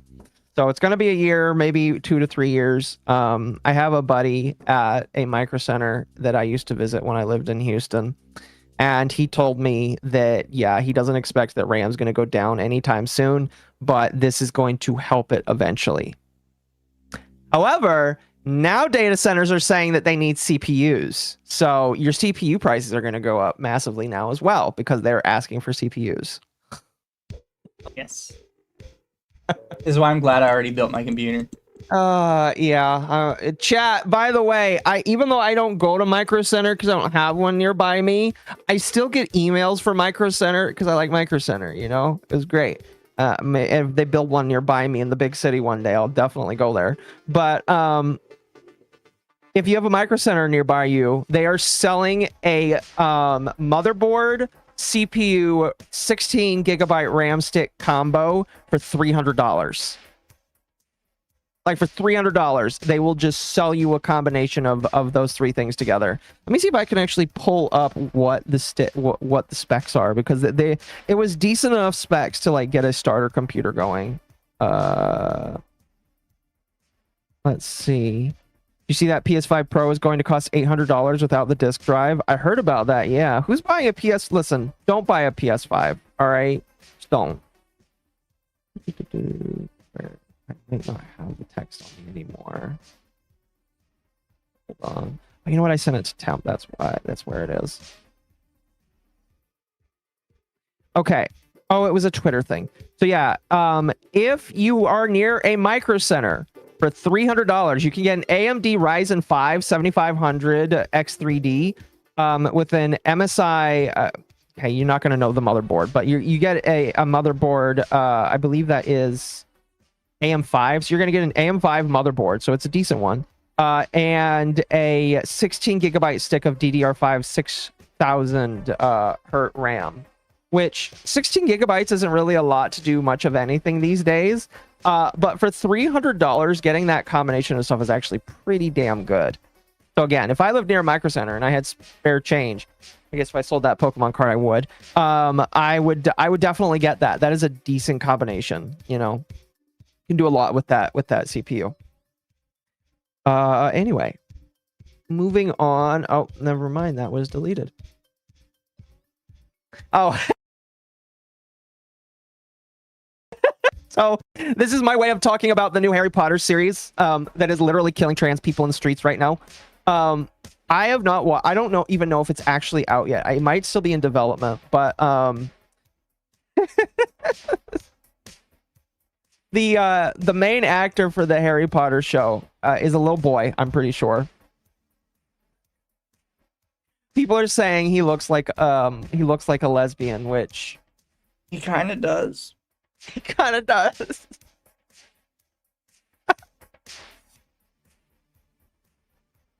Oh, he kind of does, and that's so sad.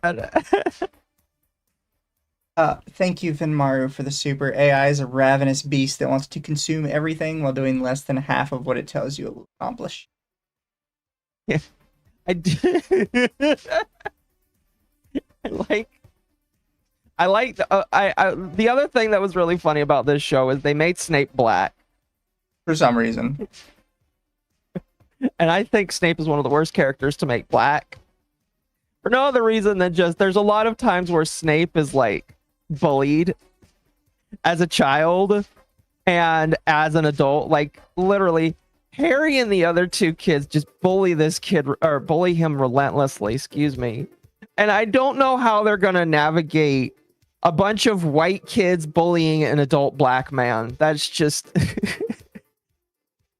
Thank you, Colzer, for the super. Colzer says, howdy, Akka. howdy. It's just Howdy, Cole.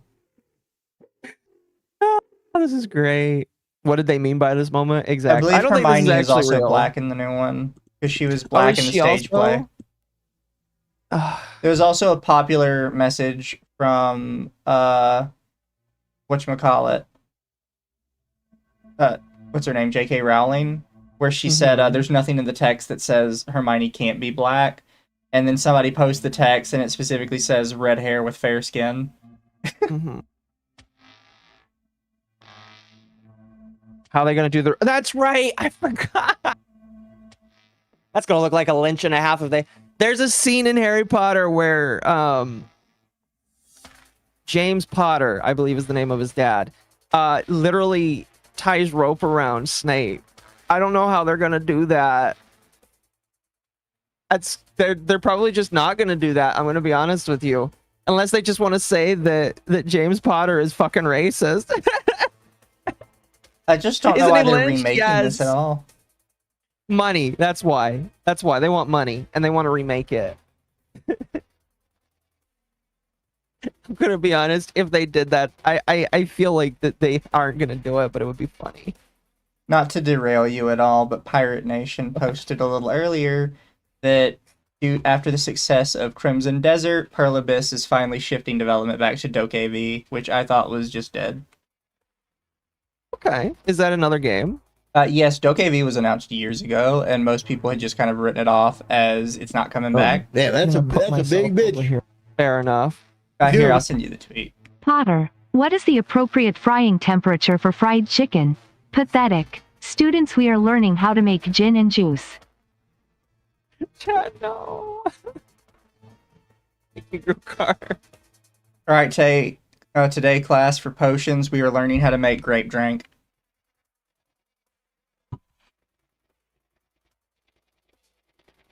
I saw a meme where an AI meme where like the actor was like using his wand and then he pulls out a gun and starts shooting with the gun. My favorite is there's a Key and Peele sketch about Harry Potter in a low-income black neighborhood. I love that. That was fantastic. I love that sketch. My favorite part is the janitor character he plays going, they put it's a wand on it's a silencer on a goddamn Silencer wand. on a wand. Yeah. Gosh damn silencer on a wand. A silencer on a wand. If that didn't get me copy struck, I would definitely show that sketch. It's a good sketch. It's a great... Listen, when I saw that sketch for the first time, I was like, can this please be a TV show? I would pay HBO to watch that, like ghetto Harry Potter. All right, I would pay. It's like they have so many good. The amount of good ideas that they had for that sketch was just amazing. Most of the kids are riding mops. We got two little niggas on Swiffers.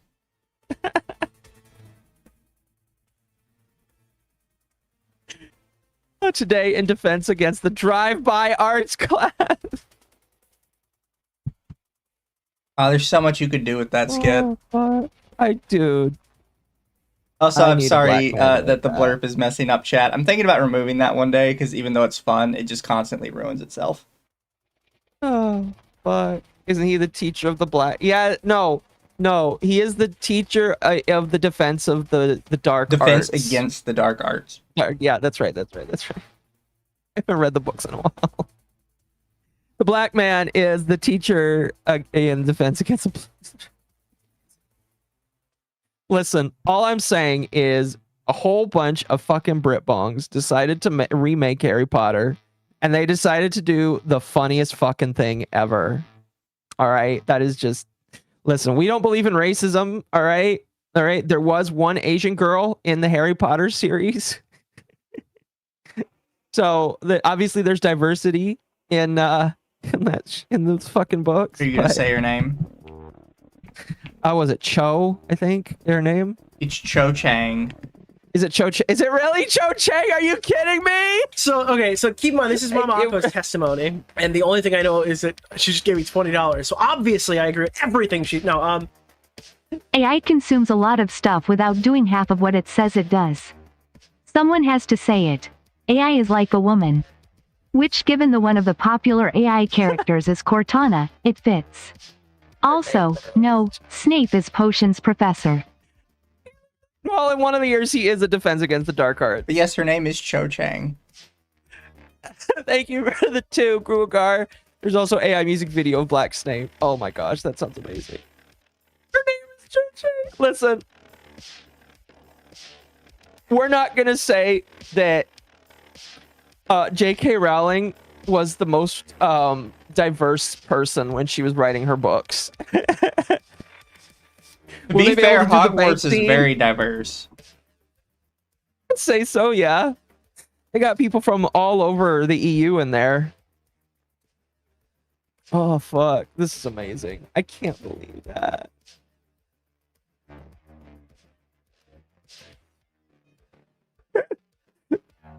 That's amazing. Okay.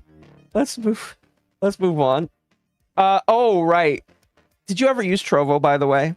No. I mean, I think I Did you did at even know one it point. existed? Fair. Not for Trovo's shutting long, down. Shutting down its live streaming, it will instead focus on its gaming business. What gaming business? I don't know. I didn't know they had a gaming business, but they're shutting down. Okay. Thank you. Don't forget the other token blah. Irish wizard student. Seamus Finnegan. Very true. Also, thank you for meeting the goal chat. At the end of the stream, I will open 8 more packs just for you guys. I deeply appreciate that. I'll have to start hunting around again for more packs now. But thank you, Chet. I appreciate that. But yeah, so they're shutting down their live streaming service. I only knew about them in name only because when you are on, I want to say Restream. No, Streamlabs. When you're on Streamlabs, it asks if you want to connect a Trovo account. And I have never used Trovo. I have never visited the website. I have not known. Scroll down on his tweet. Under Soul Tom. At the bottom there. What?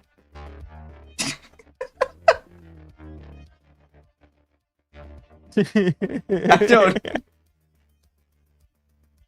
Is that their gaming business? Yeah.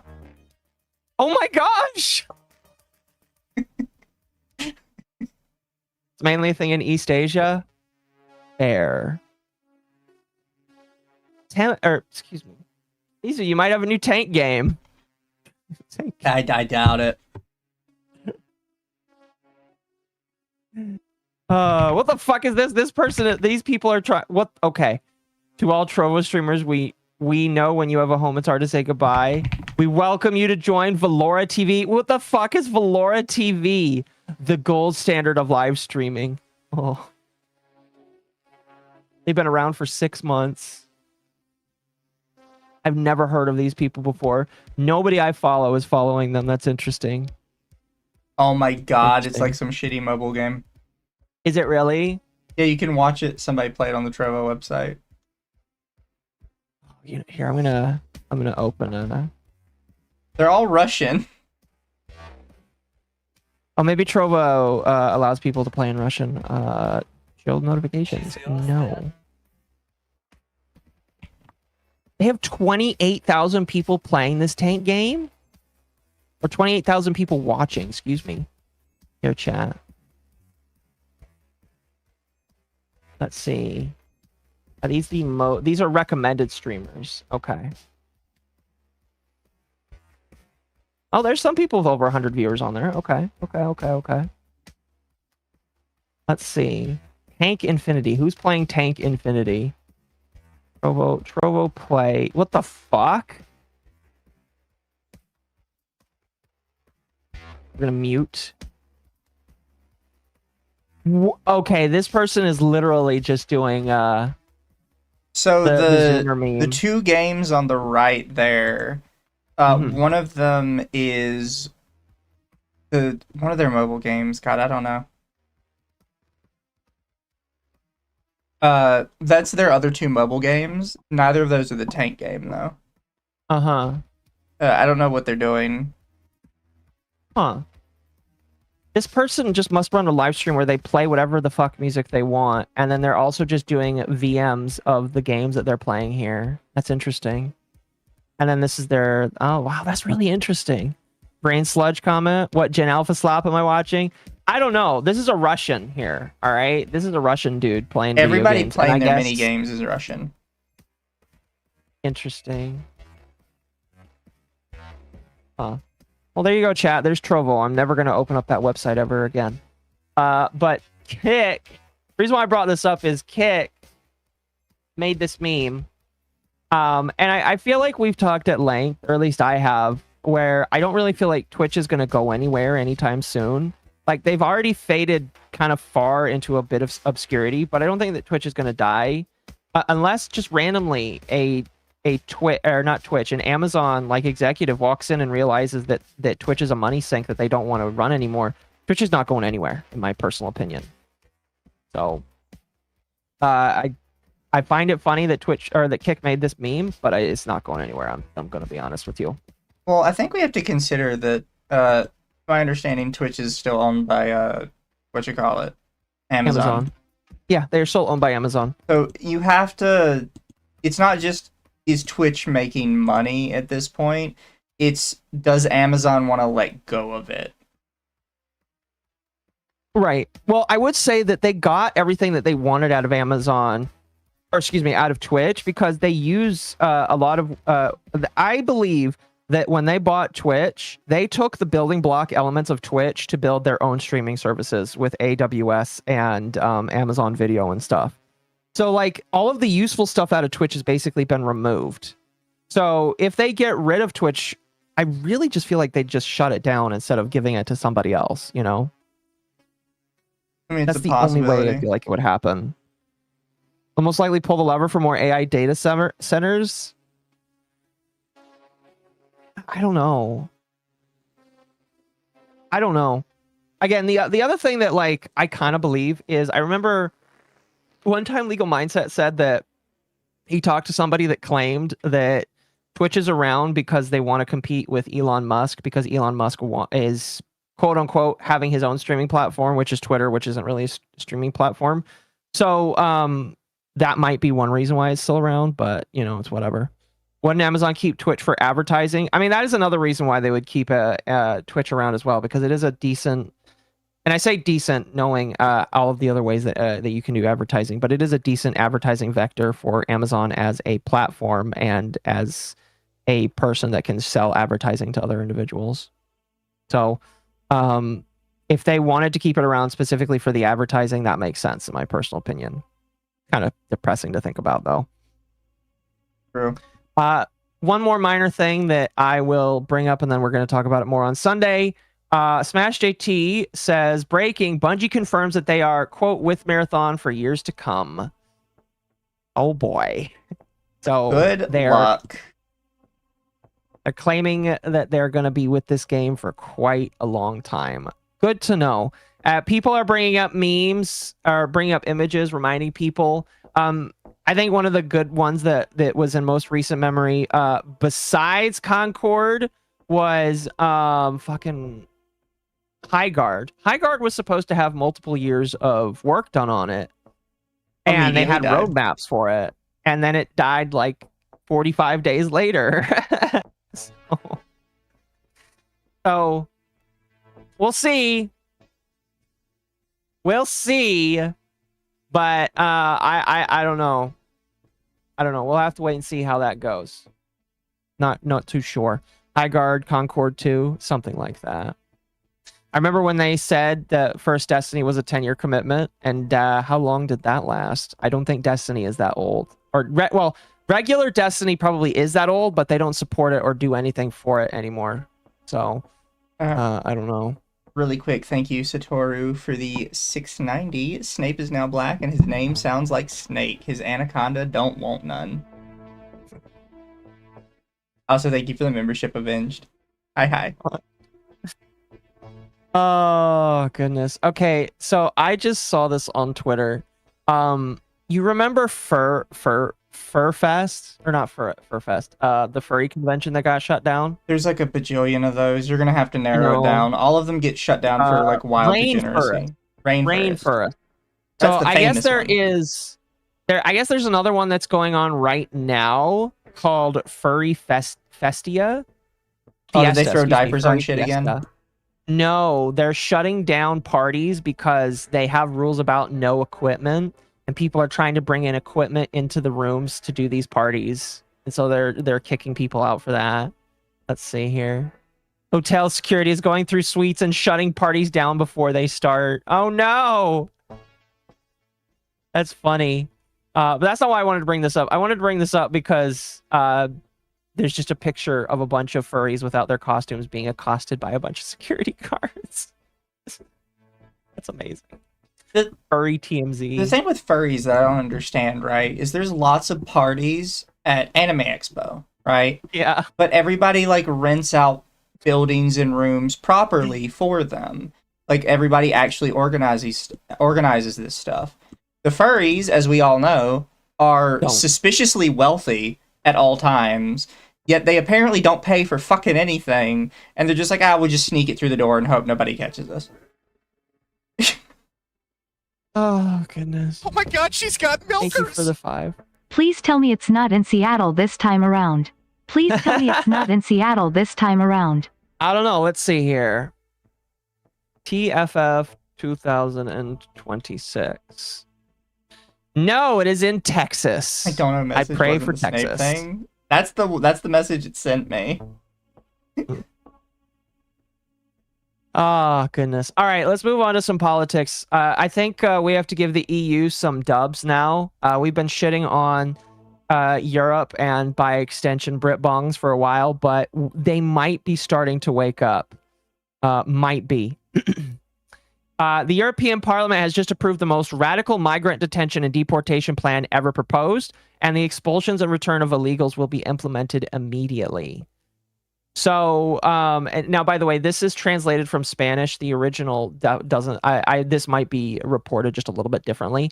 But basically, chat, a whole bunch of people in the EU have decided they're fucking done with their illegal migrants, and they are going to allegedly have stricter immigration rules.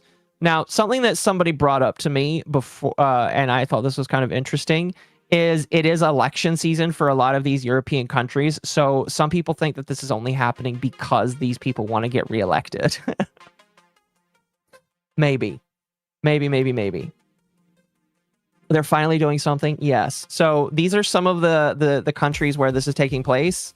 Ireland, Germany, France, Poland, Spain, and Britain. Although Britain doesn't count because they're not technically in the EU. But Germany is a really big one. Oh, go ahead. Right, I found it because I forgot I still have the Stream Elements thing set up. Oh, for what? For people sending me money through Stream Elements. Oh, okay. I forgot it was even here. Might not be your style, but mine's shouting out Gray Zone Warfare just released 0.4. It's an extraction shooter that's in Vietnam-styled setting. That sounds interesting. I mean, I've thought about trying it because I think it's free, but I just never... I don't like them. No. What, extraction shooters? Extraction shooters. They're like average. I don't either. unless I can opt out of PvP completely, I just have a hard time with it. And Arc Raiders is the closest I'll ever get to saying I liked an extraction shooter. I mean, it was pretty fun, and I enjoyed like getting the unlocks and stuff. But I hit the point with Arc Raiders where the only thing left to do is participate in the events or to prestige, and I don't really want to prestige at all because that's painful. Oh, excuse me. Anyway, so a bunch of countries in the EU chat are choosing to have re-immigrations, basically. Here's a clip of Belgium where a bunch of patriots are out right now cheering, and Antifa turned up to try and stir up trouble, and they were quickly chased away. So I guess the conversation now is, do you think these countries are going to clean up their act, or do you think that this is just a temporary thing? He says it has PvE and PvPvE. So I guess there's a strictly PvE mode. Also, thank you, Crazy Koala Man, for the super. They're getting rid of their future doctors and engineers. No. Listen. That's what they tell us whenever that happens. They gotta listen. They're gonna get rid of these ones and then just start H1Bing all of the people into their country. I have no. Hopefully not. But it would unironically be very funny if they re-immigrated all of them out of the country, and then literally the very next year was like, we're doing an immigration effort, bringing literally all of them right back. Well, what's really crazy, I talked about, I legitimately, like, I was laughing with Dylan and Magma before I got in call with you. But these people are literally gonna allegedly make detention facilities all around the EU for these illegal migrants to be imported to. They're going to make. They're just going to make detention facilities that they're going to shove the people into so that they can go back to their countries. We're going to put them in the camps, and then we'll let all of the Jeets in instead. I don't know how real this is all I'm going to say. I don't know if this is actually going to be a thing. Like, I've seen a lot of clips of, like, even Germany's, some of the higher ups in Germany saying that they're fucking done with immigrants and they're shutting down the border. I don't know how long-term this actually is, but if they clean up, good. I'm glad, because you know what? Even though I don't like a lot of European countries because I'm fucking American, if they clean up their streets and make it more fun to visit those countries, good. Because they should not have allowed themselves to fall apart in the first place. You know? Hope Antifa start to get a brutal beatdown. I'm going to be honest with you, that's kind of happening. The pendulum swing is so big. I think I said this when I talked about Germany the last time doing this, that I think that the people most affected is Nyara. I'm going to be honest with you. I haven't seen Nyara complain about this yet. Maybe Nyara doesn't know, because Nyara never leaves the house. But yeah, I feel like Nyara is going to be the most affected by. Well, obviously the migrants that are going to be shoved out for being absolute nuisances, harming people. But you know, it's whatever. Migrants gone. Nyara most affected. Exactly. Also, I do have to point this out. You know Sven Stoffels, right? No. Should I? He's the one who made the Gila Klein animation. The one where she's in the IDF. I don't remember. You don't remember I'd that? Probably okay, remember it if I saw it. Hold on. We can keep moving. I want to show you the animation. Since you said you don't know it, I have to show you the animation.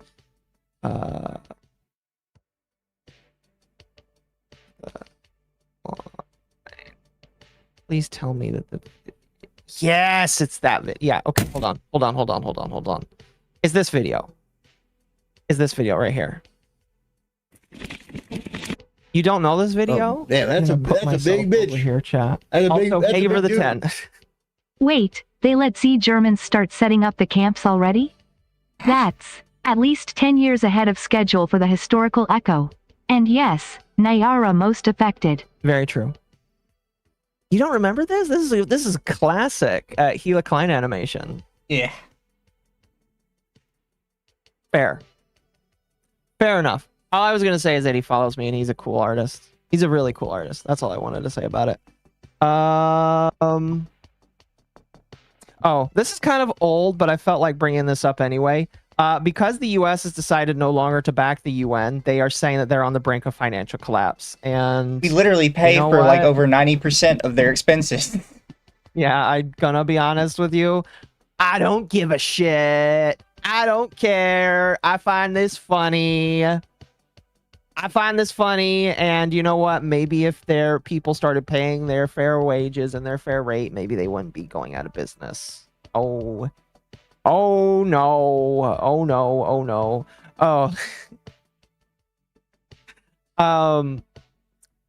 So we'll talk about this really quickly. This might be another thing that you should say for autism. But the House Ethics Subcommittee has found that Representative Sheila McCormick, Democrat out of Florida, committed wrongdoing in 25 of 27 allegations against her in the case of stealing $5 million in FEMA funds for her campaign. How do you even do that? I don't know. Where did you get access to that money? I think that she might have been partially in charge of FEMA. That's why I think that she was able to do it. Fair. Because when you're in charge of these organizations, that typically is where most of the wrongdoing tends to happen. I think. I don't know for sure. What the fuck is that? Like, okay, I've seen brooches that are kind of crazy on women. Look at that brooch. That thing is like 3 inches long. It's just a cat crawling up her shirt. I've seen worse. That's crazy. Fair enough. Last thing on the politics thing here, chat. Don't know how serious this is going to be. A lot of times with this kind of stuff, it feels like with this administration, it does feel like a meme, but we'll see how true this is. But JD Vance has decided to come out and say that Ilhan Omar, who I believe is the only Somali in Congress, that she committed immigration fraud, and I don't know what's gonna happen. Like, if you're saying that somebody has committed immigration fraud, I don't know what else besides Everybody getting knows she deported is has. gonna happen. Well, I listen. I believe that she has. I've read a lot of stuff, and based off of the stuff I read, I believe that she has. I just don't know what they're gonna do. Like, this just feels like yep, she did it 100%. But unless something actually is done, I'm just like, okay, I don't care. Everybody knows that this happened. You know what I mean? I'm just like, okay, do something about it. Do something about it. For people who He's don't also know, claiming- she married her brother to get a green card. Yeah. Quite the thing to do.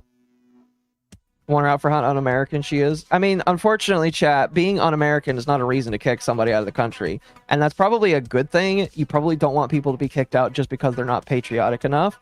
I don't like her, though, because of how un-American she is. And if she did actually commit, like, verifiably committed immigration fraud, she probably should be deported, my personal opinion. 500 on nothing ever happens? Probably not. Probably not. All right. Let's talk about everybody's favorite socialist communist that is secretly a capitalist, Hassan Piker. We're probably going to jump through some of this really quickly because we did talk about some of it yesterday, but we will... I want to play some of this. This one specifically I want to play. Do you remember what Hassan's predictions for the Ukraine war was before it happened? No. No? Okay. So I remember basically what he said. He basically said nothing was going to happen. And as we all know, something did happen. Russia invaded Ukraine, and then a lot of shit happened. A lot of people are trying to point to Hassan's track record of saying nothing's going to happen or being wrong about politics to say that he doesn't have a right to talk about things. Well, he decided to address those allegations and say that he actually is perfect when it comes to his political opinions and his political takes and how he's able to gauge things. And he was right 100% about Ukraine. Like, yes, my initial prediction that Vladimir Putin would never invade Ukraine was wrong. It's a wrong prediction. The analysis was still obviously correct. So much so that look at the situation now. Every single thing Okay. I don't think that's how that works, buddy. that I said, including the initial ceasefire agreement when Ukraine had the maximum leverage, should have been taken. The off-ramp of the Minsk agreements should have been taken. These are no longer controversial opinions. At the time, people said, oh, you're fucking Vladimir Putin defender. Fuck you, fuck you, fuck you.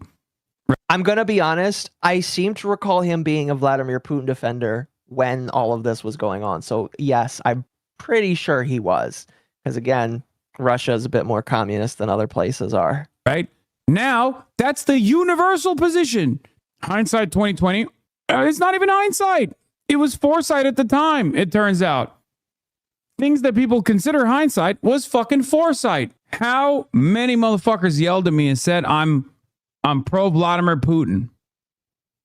You're way too supportive of shitty peace deal. Yeah, things got a lot better.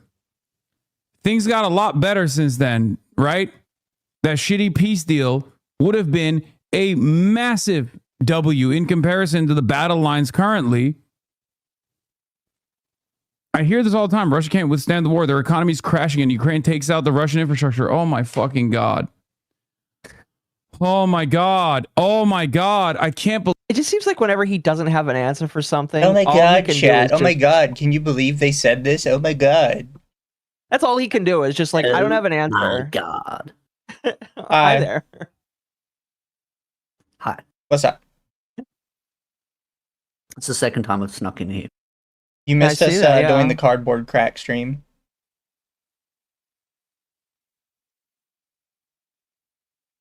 I feel like Hassan is the infinite content creator for everyone.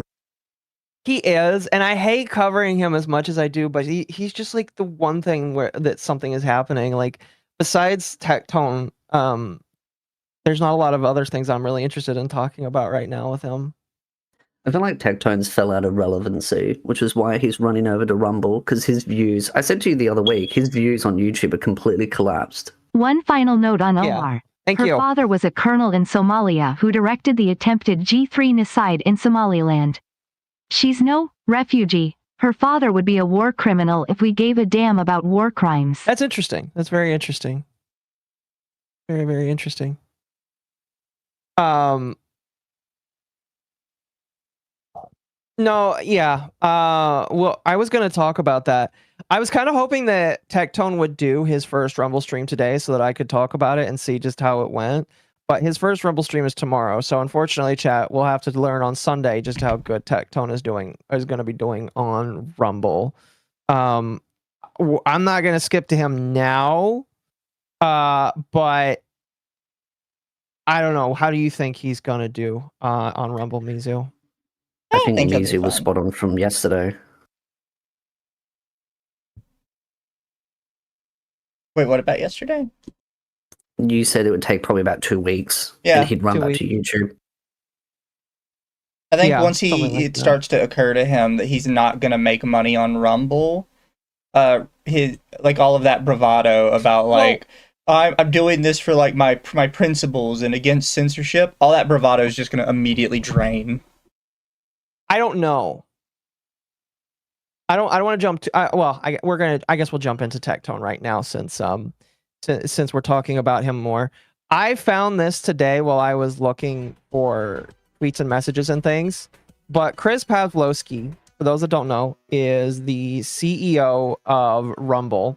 He is personally like signing bats, giving the go ahead on to Tectone, which makes me wonder if he gave a deal to Tectone and Asmongold to come stream exclusively.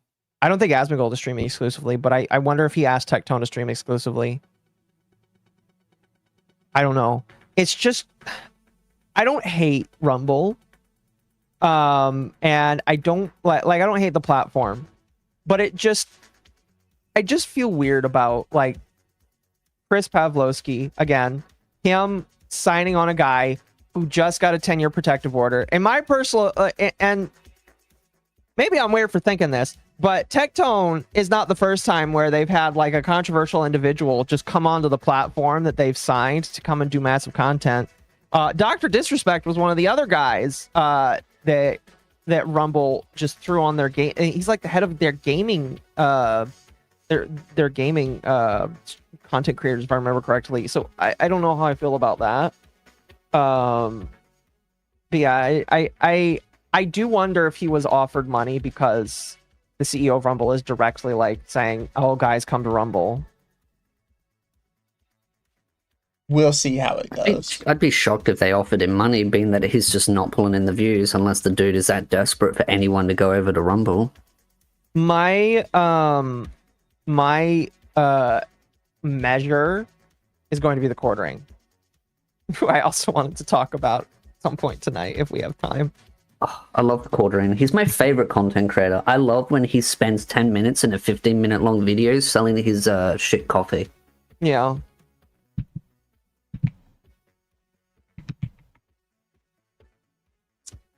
Yeah, fair. Maduro has an exclusive deal with Rumble. I don't know, not Maduro. Oh, never mind. I see what you mean. I see what you mean. But yeah, I guess Tectone is like, why is the quartering the measuring stick? You put it like that. Because the quartering is one of the bigger creators over there on Rumble that does content kind of like this. I don't expect that he's going to pull Crowder numbers, but I expect that I'm interested to see if he's going to pull at least a quartering.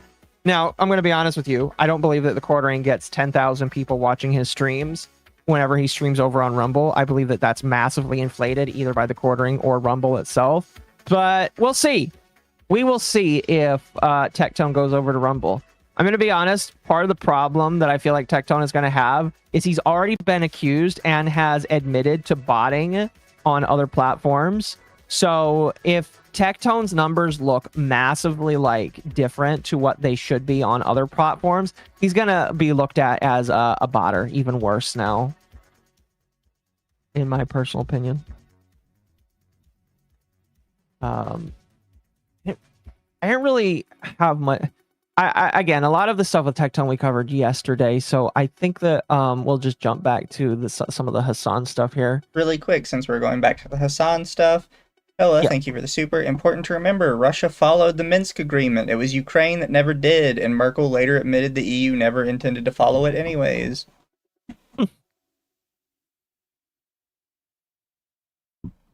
Interesting.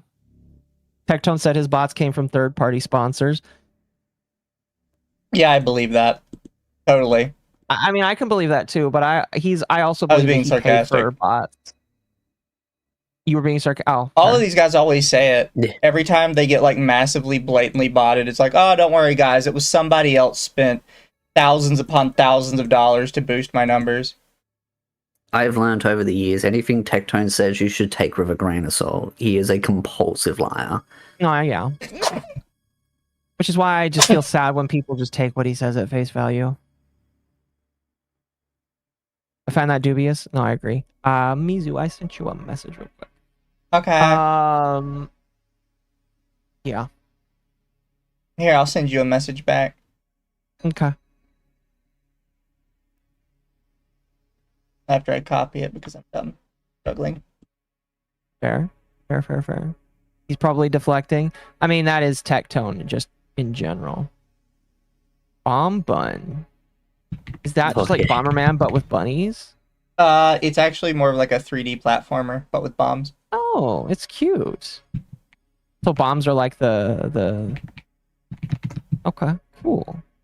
All right. I specifically sent it to Espiritu because the developer was posting lots of not safe for work on the rabbit on their Twitter.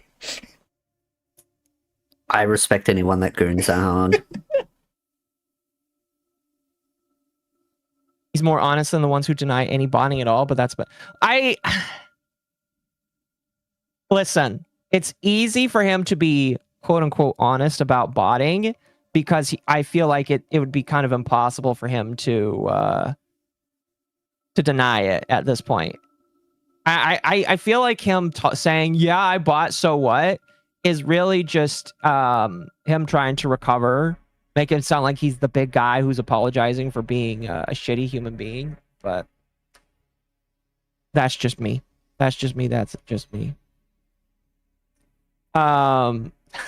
So this right here, so I don't believe we talked about, well, we did talk about the hotel yesterday. I don't know if we watched this clip, but Hassan talks about the 5-star hotel situation and that he's going to be staying at a different hotel next time. There's already been plenty of community notes that talk about how he is still just wrong. And I vehemently agree that he is still just wrong about the hotel thing. And I don't think anything is going to happen to him when it comes to the hotel thing. At least maybe not frontward facing, but like, which is very frustrating. But yeah, I just think that he's wrong. And I think the problem I have is that he continues to lie when he's wrong. It's really strange that they clipped me talking about it, and it's objectively the truth, right? That is objectively the truth. I just said literally. Chat can't see it, but like, so, and it's also pretty well hidden on my streams. He has this little dog animation that talks about whenever somebody donates or resubs. He literally has an animation of his dog dressed as Frogan with a boba tea. I don't know if that's more dog abuse. There's so many layers of creepy to that. Like, it feels like there's hidden messaging to that. I don't know what you're talking about, man. That's very mean of you. Really what the American government's restrictions are, right? And people were just like, sure, buddy, and they ran with it because it's so odd. It's so fucking odd. It's like, but it's just that, like, you're never gonna go to Cuba, so for you it doesn't matter.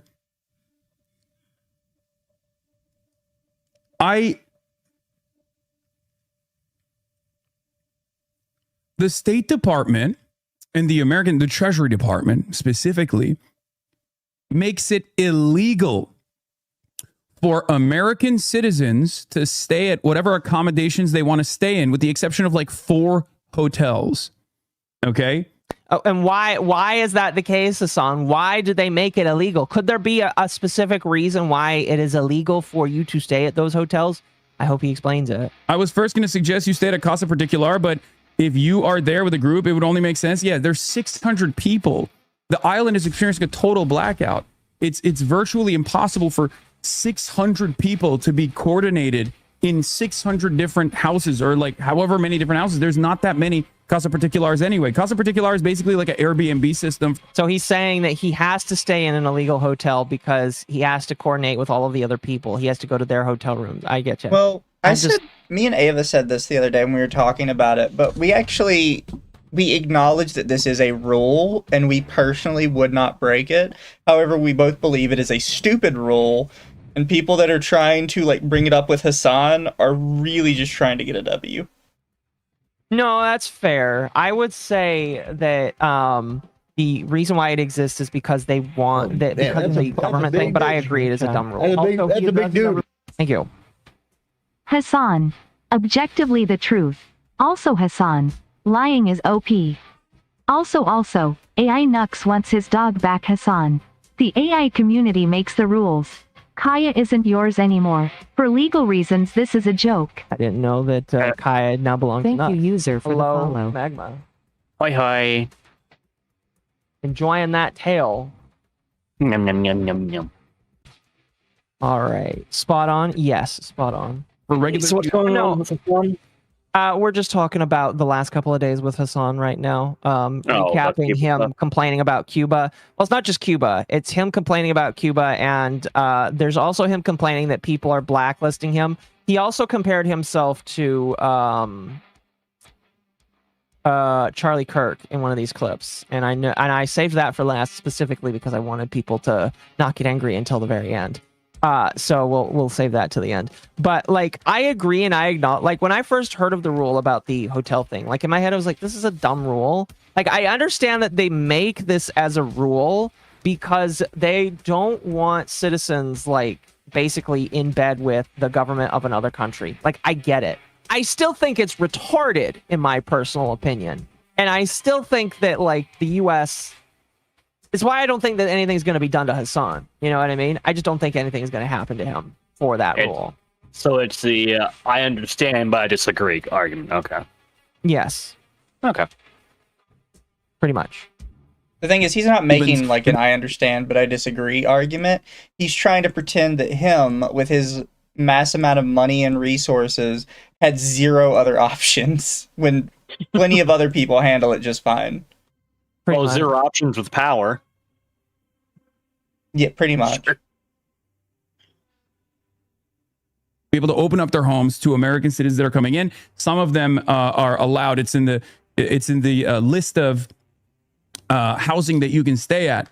Okay, and it's awesome. It's dope. When I go back to Cuba, I will absolutely do that. Because I'm not going to be going with like a massive humanitarian mission. I didn't choose where we're staying, right? I don't believe that. What do you mean you don't choose where you're staying? I don't believe that. Sorry, Hassan. I think you're lying. But if you're there with the whole group, it only makes sense. The hotel is the same place. I went through this whole thought process within seconds. It's weird that people wrote articles about it. Also, that hotel wasn't that fancy. I went there. Yeah, it's not a very fancy hotel, but it doesn't matter. It's fucking Cuba. It's a very poor country. It's been kept poor by the United States of America. And what's ironic about this restrictive process, my opinion about this will always be exactly the same. If your communist utopia requires America to do something in order for it to function, it's not functioning. It's American capitalism that is making it function. And in this case, it is literally just we stopped their oil output by taking out another dictator. If your survivability relies on multiple other dictators, that's a problem. And blaming the US for just stopping the problem, like it was going to happen eventually. Like, yeah, it fucking sucks that a country is in pain, and maybe we have some sort of obligation to try and help them because we were one of the progenitors that made it happen. But it's just like, It was going to happen eventually. Somebody was going to decide that a dictator wasn't supposed to be around eventually. I don't know what's the solution? Letting these people stay in abject poverty under a dictatorship without intervention? Like that's the thing I feel like. That's the thing that hurts my head. I'm just, what do you expect to happen? Nothing? Cuba's having it. No, I know Cuba's been struggling for years before all of this. It's just like, what do you want to have happen? I can tell you the time that he spent over there, and then like him allegedly being with people that threw money at the citizens like they were dogs. That definitely didn't help. I'll tell you that much. Is that these are privately owned hotels. So when people are talking about like the electricity grid and what the hotels are doing, they have generators. Okay. Not only do they have generators, but they're literally taking up some of the fucking necessary resources through private commerce. And it's ironic that that unjust system is precisely what the Americans want to fucking bring about to the fucking island. So the people that are literally criticizing the claiming that the blockade doesn't exist don't know what the restrictions look like. Number one. Number two. Did you not catch that he's trying to say that the private hotels you're allowed to stay at are what caused all the problems in Cuba, even though he admits they're using independent generators? Yep. Yeah, I noticed that. I was like, huh? He has literally no idea what he's talking about. He's really trying to do a lot of mental gymnastics to blame the US, defend a communist government, while still make it about capitalism bad. He's coping very hard, and he's not doing a good job of it if you actually listen to what he's saying. He's not helping his own argument, which is hilarious. Problem is, you're asking his audience to use their ears. True. His audience doesn't know how to do that. No. They're literally fucking complaining that like these hotels are they have their own generators and they are able to keep the lights on. Yeah, because they're fucking privately owned. That is the fucking problem. That's what America wants. Like, what is he talking about? The only ones that had any power were the government-owned ones that had their power being diverted from the people to it by the government. That gave me a headache. Them being privately owned is a problem to him. Yes. What? He's communist. Ownership is bad. I know. I just... So it's not even privately owned. He's actually lying here. It's like Mizu said. The hotels are not privately owned. They're government owned. Thank you, Fail, for the membership. Are we playing the starving child clip with Hassan?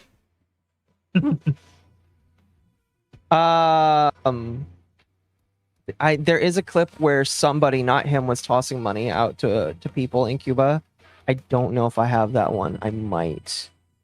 I have a lot of clips of Hassan. I might skip over some of them. America's literally saying they will only allow oil into the fucking island for companies like that. Okay, for privately owned hotels like that. Beyond the hypocrisy of Piker's vacation, this just isn't true. As I know from personal experience, if you'd like help booking a cost in particular next time he visits, you can do so through Airbnb. Yeah, it's...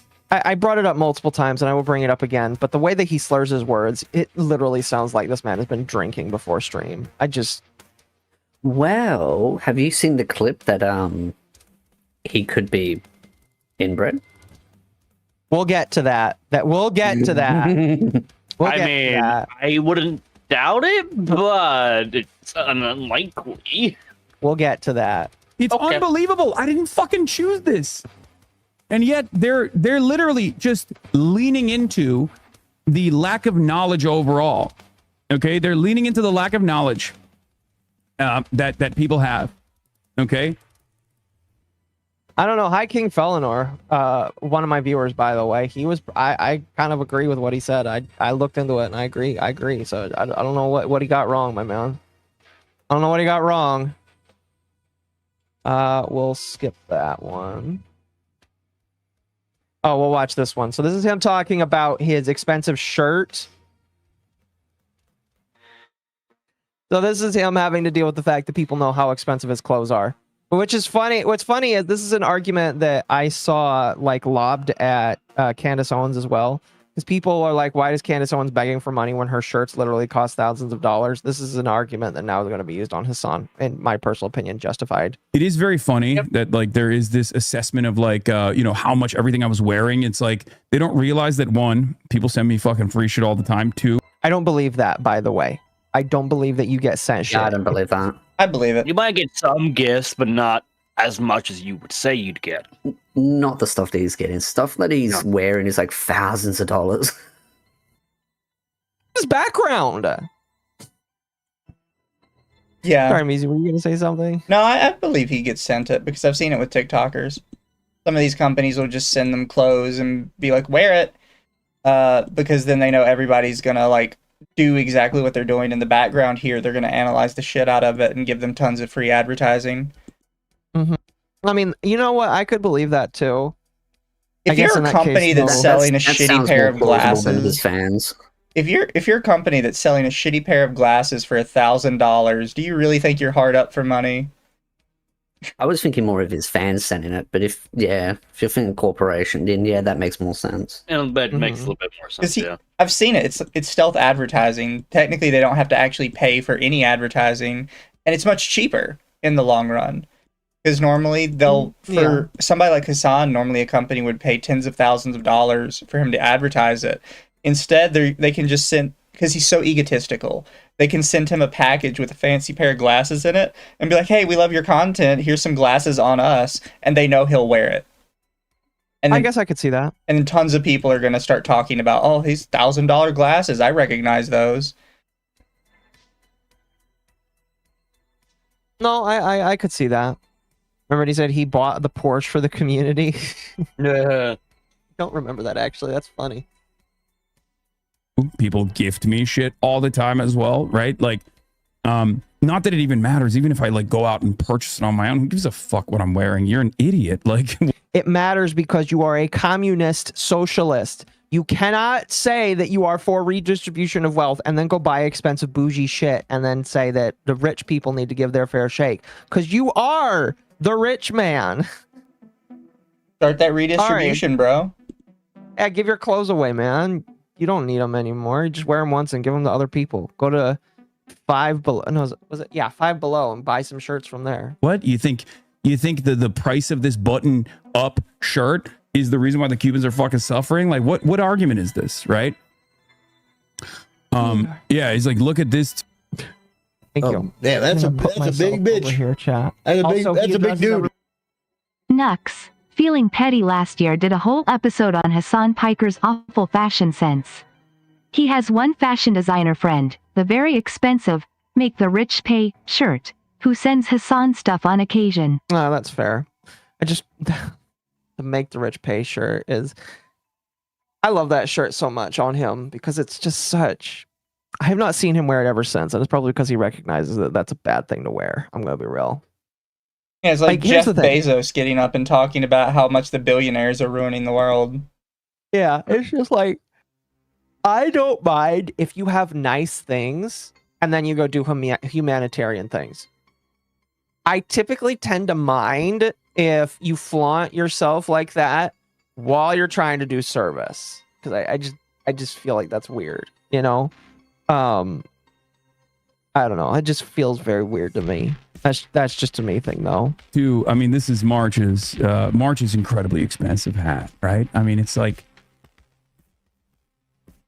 Can I just say, by the way, if you're buying a hat for 450 euros, you're getting scammed and you probably shouldn't be making financial decisions. That is fucking insane. Oh, yeah. I would never buy a hat for that much money. Not even the most expensive thing he was wearing. No. It's not even the hat that Hassan was wearing, but still. Oh, wait, it was. Never mind.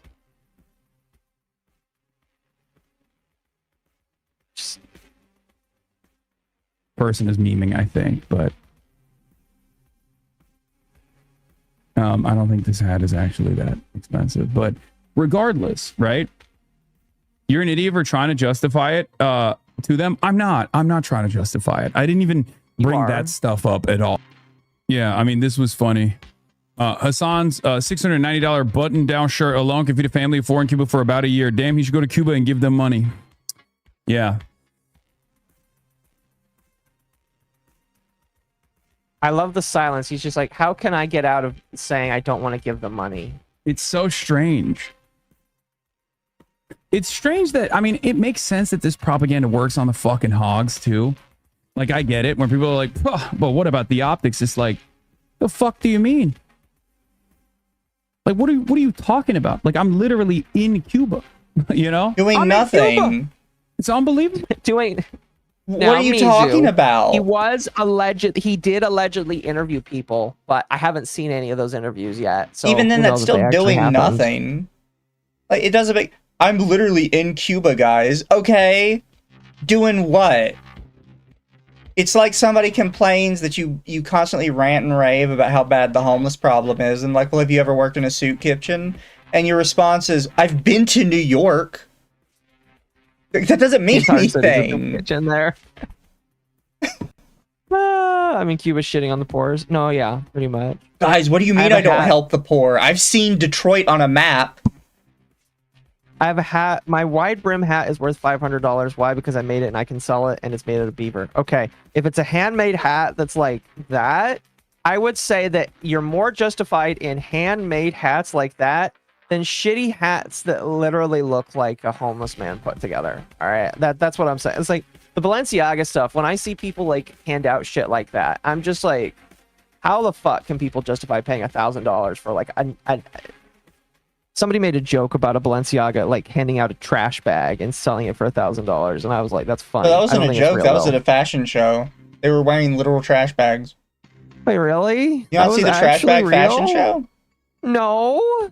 Yeah, they actually wore trash bags and sold them as like clothes. There was like a whole like expo on it, just all kinds of different quote unquote styles for trash bags, and they were just plain black trash bags. Oh my gosh. Hey, I'm fine with somebody making clothes out of trash bags if they're on Project Runway because they might actually make them look like leather. That's insane though. Oh my gosh, I fucking hate that. Oh. Point is, chat, when you make something that's actually worth $500, that's different than just saying, hey, look at this trucker hat that's got a bunch of logos on it. It's $450 euro. You should have went shirtless. True. It's just, all of it literally reduces to if you are in any way, shape, or form. Fuck is this random person he's got on stream? What the fuck? Like backup. I don't better know. off than the average. He just needed backup. I guess. So dirty in that. Yeah. That's so fucking funny. Sorry. Yeah. I sent you a thing. Obviously, Akko is a bad example because it's a lost cause. Fashion designers are absolutely coked out of their minds. That's the only explanation for most of the stuff we see on the runways. That can't be real, Mizu. That has to be AI. That's real. That's from 2017. What the hell is that? I'm assuming these weren't sold as real clothes before, right? Those weren't. This was. This is the actual Balenciaga trash bag advertisement.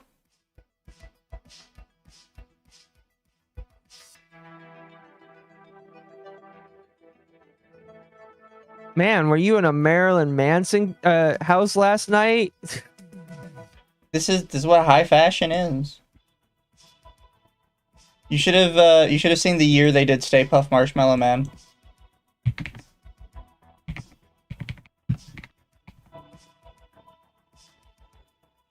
You know, I sometimes wonder, and I'm not like a fashionable guy. I don't plan to go out there to like be gawked at by all of my peers in my little community. I feel like I would be gawked at more if I walked around wearing a trash bag like this that literally looked like... Here, show the chat this one. This was another fashion show they did. I feel like this came out of a Jackson Pollock painting right in there. I'm going to say the middle one looks like a samurai Stay Puft Marshmallow Man. Everybody was calling it the Michelin Man show. What the hell? That's amazing. This is what high fashion is. See, again, I'm confused at that. When I was young, I watched Project Runway. Project Runway was actually a pretty good show, and it actually encouraged people to make designer-looking clothes that actually felt good. The first episode was literally somebody made a pair of pants that looked like leather pants out of a trash bag. And it actually looked really good. Not like weirdo shit like this, but actually like a real pair of pants. This guy looks like a black samurai. He's actually black too. Literally black samurai marshmallow man. Do you think that he's thinking anything in there, or do you think that once he puts on the hood, he becomes a soulless individual like Kanye? No thought, head empty.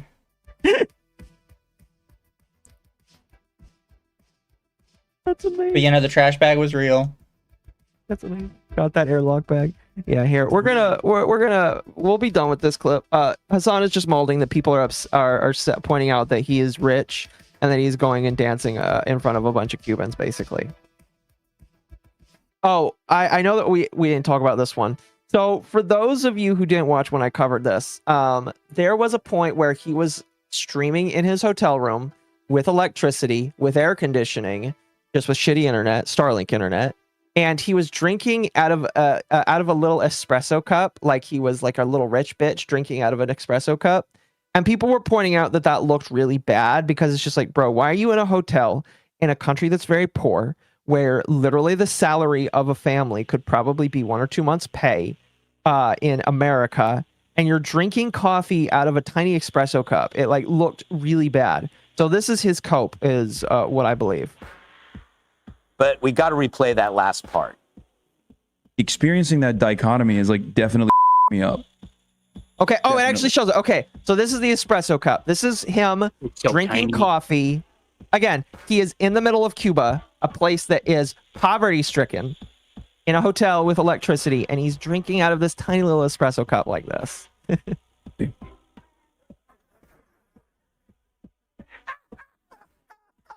You couldn't have done that better if you scripted. Oh, I think this guy's making fun of him. That's amazing. I didn't know that Hassan has gotten onto mainstream TV for being made fun of. Yeah. I bet he has a Grey Poupon suppository. Like, I don't understand. Okay, I want to know who this guy is. That's amazing. That's awesome. Is it just gut feel? That's amazing. Literally, not even in the hotel here, for the record. That is literally a hotel room. That you cannot tell me that is not a hotel room. I don't know. Maybe I'm wrong. Does that not look like he's in a hotel? I don't know where else he would set up his equipment to stream. That shit's not cheap to take around. Okay. Okay. I'm at a friend's house. Okay. Friend in Cuba. This was a local's home that I'm in. Okay. Okay, so it's gone from a friend to a local's home. And not only that, but like, yeah, Ryan Grimm made me a fucking coffee. Are they saying it's because I'm drinking coffee like a gay guy? Like, what the fuck is this? Like, yeah, it's a tiny cup, man. I'm a massive guy. It's a Cuban coffee. What the fuck's the problem? This reminds me of enjoy your fancy burger, Mr. President. Yeah. Hurry up his butthole. By the way, his glasses cost $1,400. Yeah, broke boy. What's up? Yeah, I got swag, bitch. Okay. That's admitting he bought his own glasses. Okay.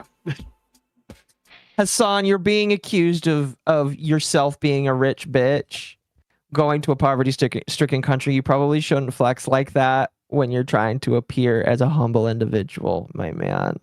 Oh my gosh. What are you gonna do about it? Suck my times the average Cuban salary and 4 times what I pay my right. Dumbass, anything that you wear is going to be like 3 times the average Cuban salary. It's a very poor island. We've kept it poor. That's the point. So the point is you have to wear the rich clothing to prove that like they suffer. Okay. I don't understand his point. I don't understand his point. I'm sorry. Nobody does. It doesn't make any sense. Oh gosh. Hassan Piker claims Cuba is the closest thing to a moral country and claims October 7th made people rethink liberal democracy. Did he ever take that hat off? During this stream, I have no idea. Also, I don't know if he's streaming with this person or if this person makes comments. I don't believe that any country is a moral country. I don't think that nation states behave on moral boundaries, on moral terms. But if there was one that was a moral country, as close to a moral country as possible, I would say is Cuba.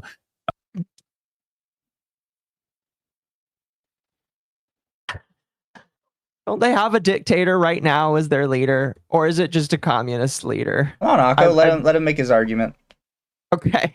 For how little they have, for how responsive the government is usually to the needs of the people, it's incredible. What? And what have they gotten for that? I mean, they've sent their military to help African countries engage in anti-colonial resistance, and like they've played a role in the liberation of African former colonies. Like they've done so much, and that's precisely the reason why America still has this like mental hang up where they perceive Cuba to be a state sponsor of terror, even when Cuba has done nothing to America, nothing at all. It just happens to exist. The Cuban Missile Crisis just didn't happen. It wasn't it was a meme that Republicans invented. It wasn't real. It's not in the history books. It's just some shit we made up to be mad at Cuba about. Yeah, Miz, you haven't heard it. It's the big bad capitalist country. Of course, they would make things up. I am like legitimately like thunderstruck right now. I didn't think that I didn't think that he could do that. Cuba's never done anything to America, guys. I don't get why like we're so upset with them.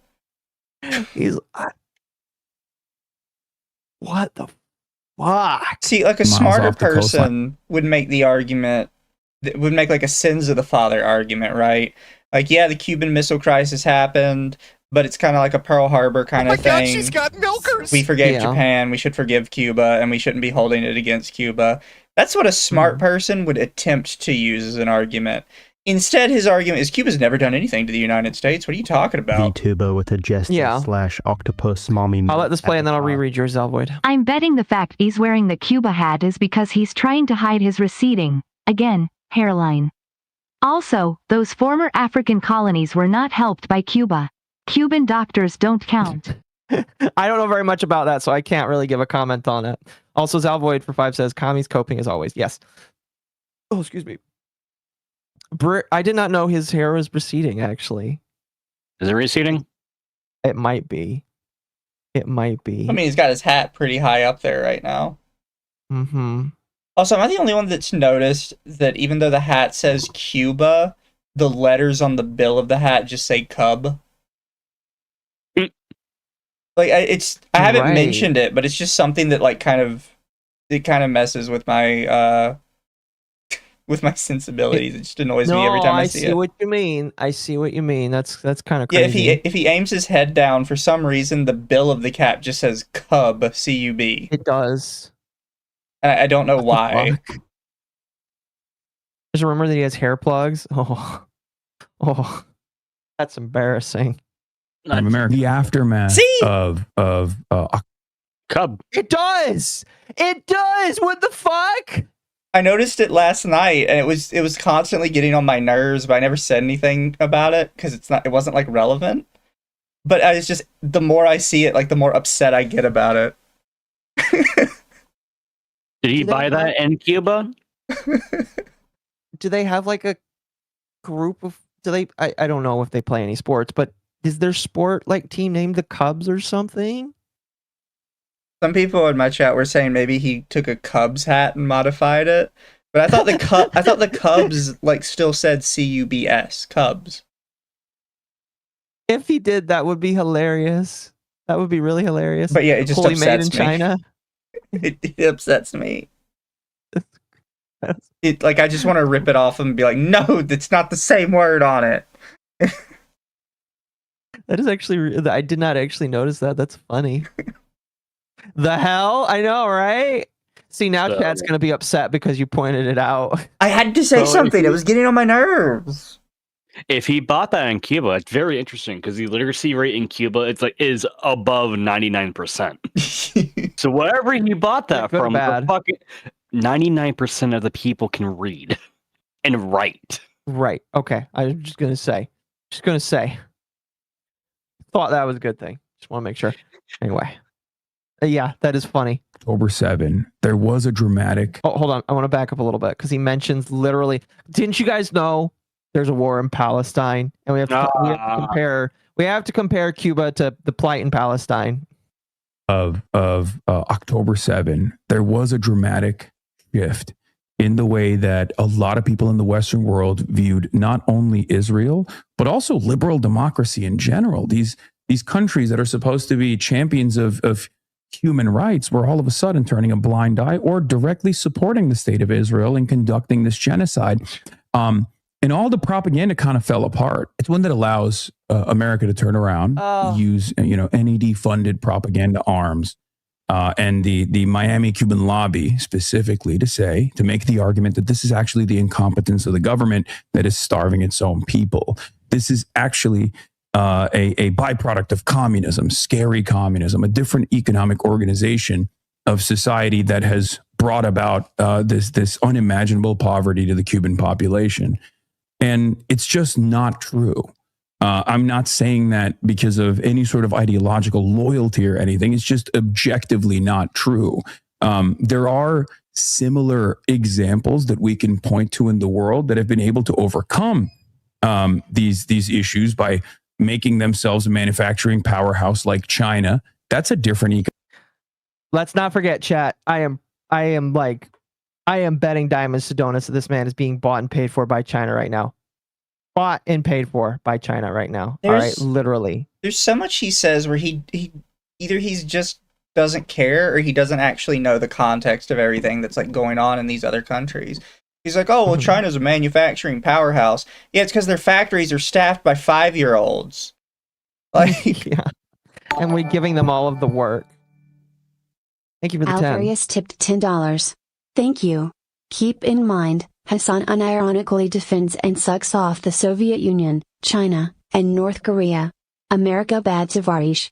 Yes, thank you. I appreciate that. It comes to one of those things where if Russia, China, North Korea, all these other nations are so good at what they do, then how come none of them have ever been able to step to America? No, I agree. And they try and make an excuse like, well, America like beat them down. It's like, when? When did we specifically beat down Russia or China? Like these other countries. We've been on the defense a lot of times, actually. That's the funny thing, is we've been on the defending side or helping. Like you can make this argument with Cuba because Cuba's like a tiny island nation. So even if I don't believe it's true, it's an argument you can make that makes sense. But when you say it for like Russia, China together, it's like, when? What is our deep presence in Russian and Chinese territory that is preventing them from becoming like a proper first world nation? China is an insanely, what's the right word? Like propped up economy based on the United Nations, their currency manipulation. Like all things considered, it's like if you removed all the little extra bonuses China had, they'd probably collapse overnight. Economic organization of society, and they're very clearly thriving. Cuba has not been able to overcome that. Thank you. Yo, what the fuck? It's fine. It doesn't bother me. It doesn't bother me. It bothers me. It bothers me a lot. Chat says it is a legit hat. It is a legit hat? Really? And supposedly it is expensive. Really? Yeah, no, there is, I guess the Cuba Cub. There are a couple of these. The thing is, it looks really stupid. It looks like it's for a baseball team. It does. No, that's what I'm saying. Like, I'm trying to read through it. It looks like it's possibly for some kind of baseball team Cuba has. But none of the hats look like his. Normally they say either just Cuba or just Cub. I can't find any of them that are actually Cuba and Cub together. Interesting. Forms that are a necessity, and the Cuban government has been responsive to those needs and has actually created a system of reforms and are And at least in my conversations, like I said, with foreign vice minister, he was very open-minded to this reality, right? But his statement was one that I totally understand, which was, look, we have to do these reforms on our own. This has to be a sovereign act. Interesting. She never once said a single word. I mean, his whole thing is just keep talking, and eventually it'll work out. Pretty much. I don't think that's going to work out for him forever. It's actually getting him in more and more trouble the longer it goes on. Well, he keeps pulling this thing of like, all the people are seeing through the propaganda. It's like there is no like propaganda. Like some of these countries just suck, dude. Like, I'm sorry, but that's the truth. Some countries just suck. No, yeah, it's unfortunate to say that, but it is what it is. We're not gonna. I want to skip through some of these here because I did get a lot of Hassan clips here. I had the most here out of everything else. And I want to also really quick. I'm going to raid into you and dip. Okay. Because I'm a little eepy. No, you're good. You're good. But chat, you be good for Akko. Continue with the stream over there, and I'll see you guys later. Bye, all right. Bye, Mizu. Chat, don't forget, by the way, since you did meet the super chat.